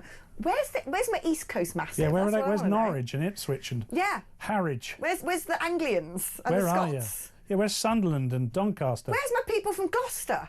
Yeah, that's a good point. Yeah. Yeah, that's a good point. Dave in Southport says, Alex, you look like Villanelle from Killing Eve in the Amsterdam scene. That's a compliment. Isn't that lady who used to be in Hollyoaks? Was she in Hollyoaks? She was in Summit. Jodie. Yes, she's Scouse. What's her Yeah, name? I think that's why she was in Hollyoaks. Yes. I think They're she only was pretty. in They're only Hollyoaks. pretty people in That's true. in Hollyoaks. Jodie That's a Comer. great person to be compared to for now. Yeah. Oh, well, thanks. I'll take that. I get like But Harry I Seacombe. don't know about what the Amsterdam scene is. No, I can't quite remember. I did watch it. I don't retain stuff. People do. I really retain nothing. I literally read the newspapers every day. I talk about them most days of the week. If you ask me about it the next day. See, this is what I find, because I have to load so much in, because I've got to sit here for 3 hours and talk about whatever's happened that day. My dumping mechanism has to be quick. You know, the mental shredder of my mind. Because you've got sort of RAM and ROM, read-only memory and random access memory. The random access memory in a computer, I studied electronics, by the way. This is completely wasted. So just like this is the first time I've used it. And random access is the stuff you put in the buffer to quickly access the whole time. The read-only memory is the stuff where you really store stuff. I don't know what's in my read-only memory. Frontal lobe and some other bits. Yeah, but I think what's in my read-only is things I did in 1992. You know, that I can actually. 92 was a great year. I'm probably quite a bit older than you. I'm 46. I don't really remember 92. I was 12. I was. Don't say. 8. Right. Okay. 8 for the most part. Yeah. So, a great year. What's your favourite year? What have we become? Do you know, I actually have a favourite year. One of my favourite years ever was 2008. Really? I cared very deeply for that year. And I had this sort of vague idea at one point, because there'd been a good year about 6 years old, and I started to think good years come every 6 years. Yeah, 96 was a year I always think of. And then now it's just everything's gone wrong, because there's no good years now. No, No one had I love 2023. No one has a good time now, do they? No one has a good time. This is not for Weird Hour. This is for Sad Hour. Is it? Yeah, no, you should have seen me before you came in for Weird Hour. I was literally crying and throwing things across the studio. Oh no! Were you upset? Yeah. Sometimes Tears of anger?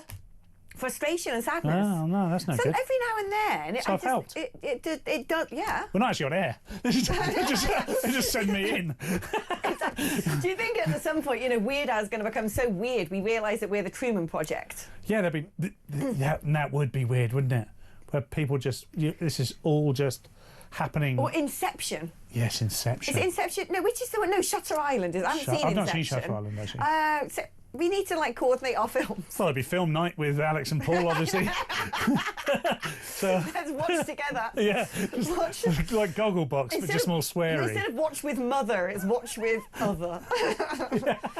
The blooming Loch Ness Monster, do you think it exists? Yes, of course it. Do I think it exists? Yes. I mean, what a stupid question. Of course it exists. Oh, of all the things I think exist, which is many and plentiful, I'm a big believer in general.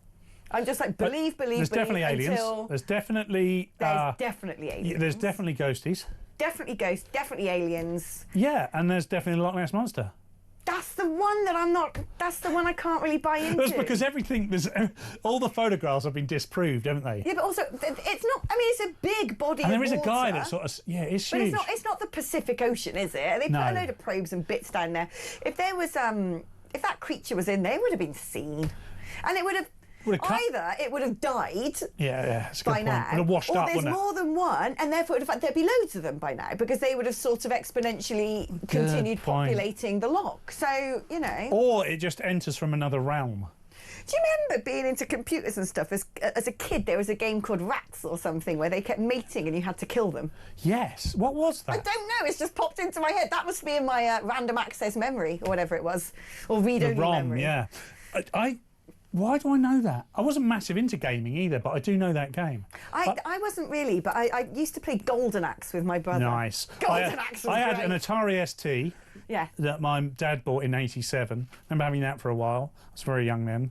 I had a Master System, Sega Master System, and I think I had a Mega Drive. Oh, my dad had a Commodore 16, which was right back in the middle of the 80s. Do you remember amazing printer paper that had those weird green the strips lines on the side, and the strippy bit on this with the holes in it? Yeah, that was, and the sound it would make, the dot matrix sound, wasn't it?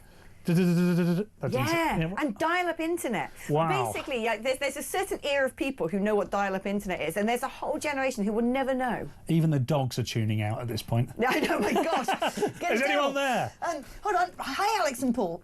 I now consider myself one of the weirdos. Carl in Grantham. Yes, Carl, you're a weirdo. Pete in Southend-on-Sea. I suggested that Paul with a beard was indistinguishable from Christo.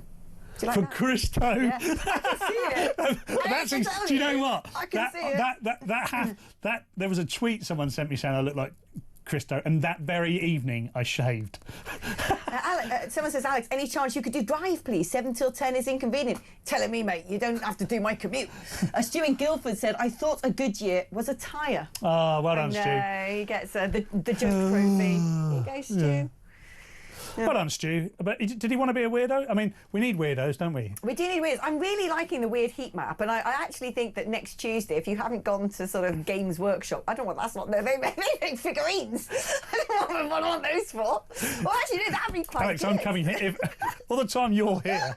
By the way, if you did get drive time, they've got to have, imagine Weird Hour on drive time. I The think big it cheeses would love it, wouldn't they? I think, 4 and 5, you do the news sensibly, like we do 7 and 8, and then Weird Hour would be 6 till 7. I can do news commentary, but we've never done it. Well, we tried to do it, but we gave up after like the first 5 seconds. Something about Starmer. Anyway. You reveal now that you're some sort of computer expert, and you were here the day that all the computers crashed, just sitting there watching the mayhem. I did a HND in electronics engineering in 2000, so I haven't done it. What's an HND? Higher National Diploma. You Is that like an MVQ? So no, come on, Alex. That's that. I think you do NVQ, ONC. But this is quite an old qualification now. It was a technical qualification back in the day. It'd be superseded. It's the equivalent to a degree. You're meant to do a little top up to a degree, which I did. That's what they sell. Yeah, that's what I told them. That's what I told the girls on the chat. I've got the equivalent to a degree. I went to Oxford and studied AI. Did go to Oxford and Portsmouth for a start. So I've got a message from a fan saying, this Weird Hour, I've never listened to before, but I'm loving the random that you were discussing. You were missing booze and I have never. Oh, I know you've got to play I have never on air. Yeah, we could. No, don't. You and I can't. No, we're not doing that. We could do, but it'd have to be. Is there like a? There's no watershed, is there? I don't know, Dean. When's the watershed? Oh, Sam just says there's no watershed on radio.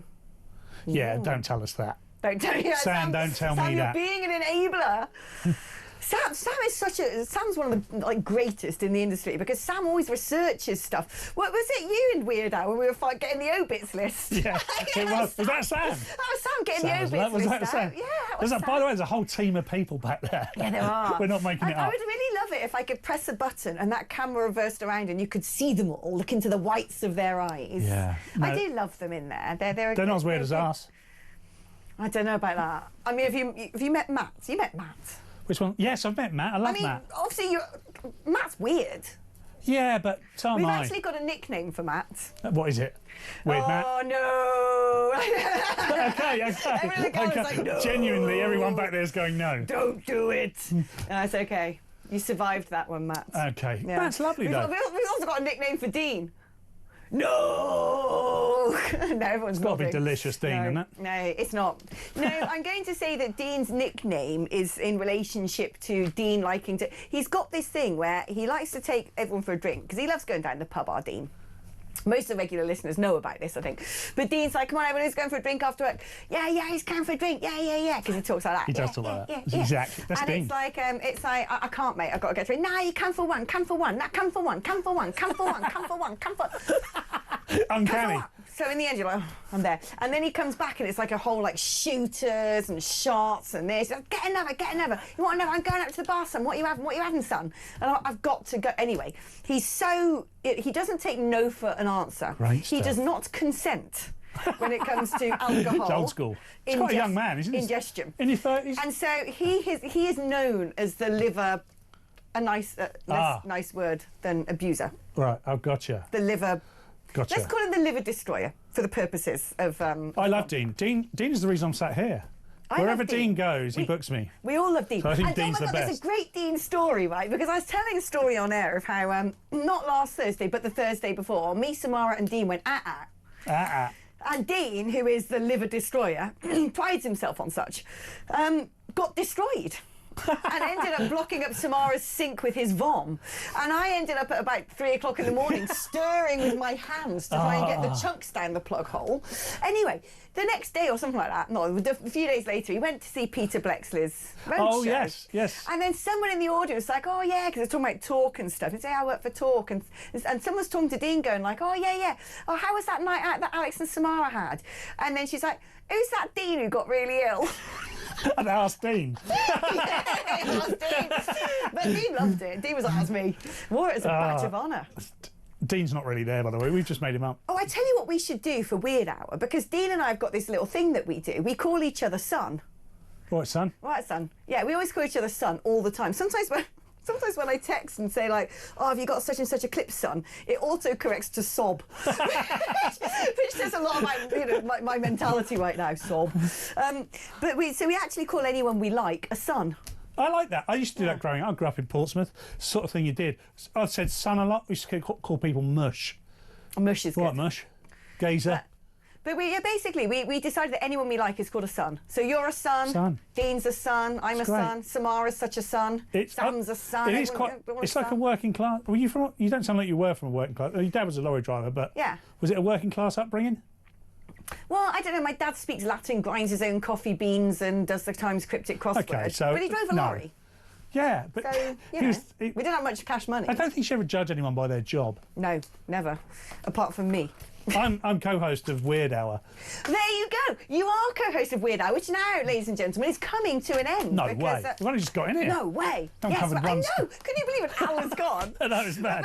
But this is where we do start competing with Rogan, and it becomes weird 4 hours just to like outdo him a little bit. Like, because I actually think I love a bit of Joe Rogan. You just put it on and fall asleep to it. I think Weird Hour has got a place in society. We're based though, you and I. Of course we were. Yeah. Of course we watched Rogan. Probably watched a lot of other things. I love that Rogan. It's great. Yeah, he is great. But, go on, you're the host. I want to get out. I want to go. You go. I love you, and I love you guys. Thank you for tuning in again. Thank you for enjoying Weird Hour. If that's your first time, well, that's what Weird Hour's all about. And thank you for your messages. I am back same time, same place tomorrow night. And Weird Hour tomorrow night is Leo Kurz. Yeah, that's going to be fun. That's going to be fire. That's going to be crazy. Anyway, wherever you are, enjoy your night. Pour yourself a cup of cocoa, and I will see you tomorrow. Mwah.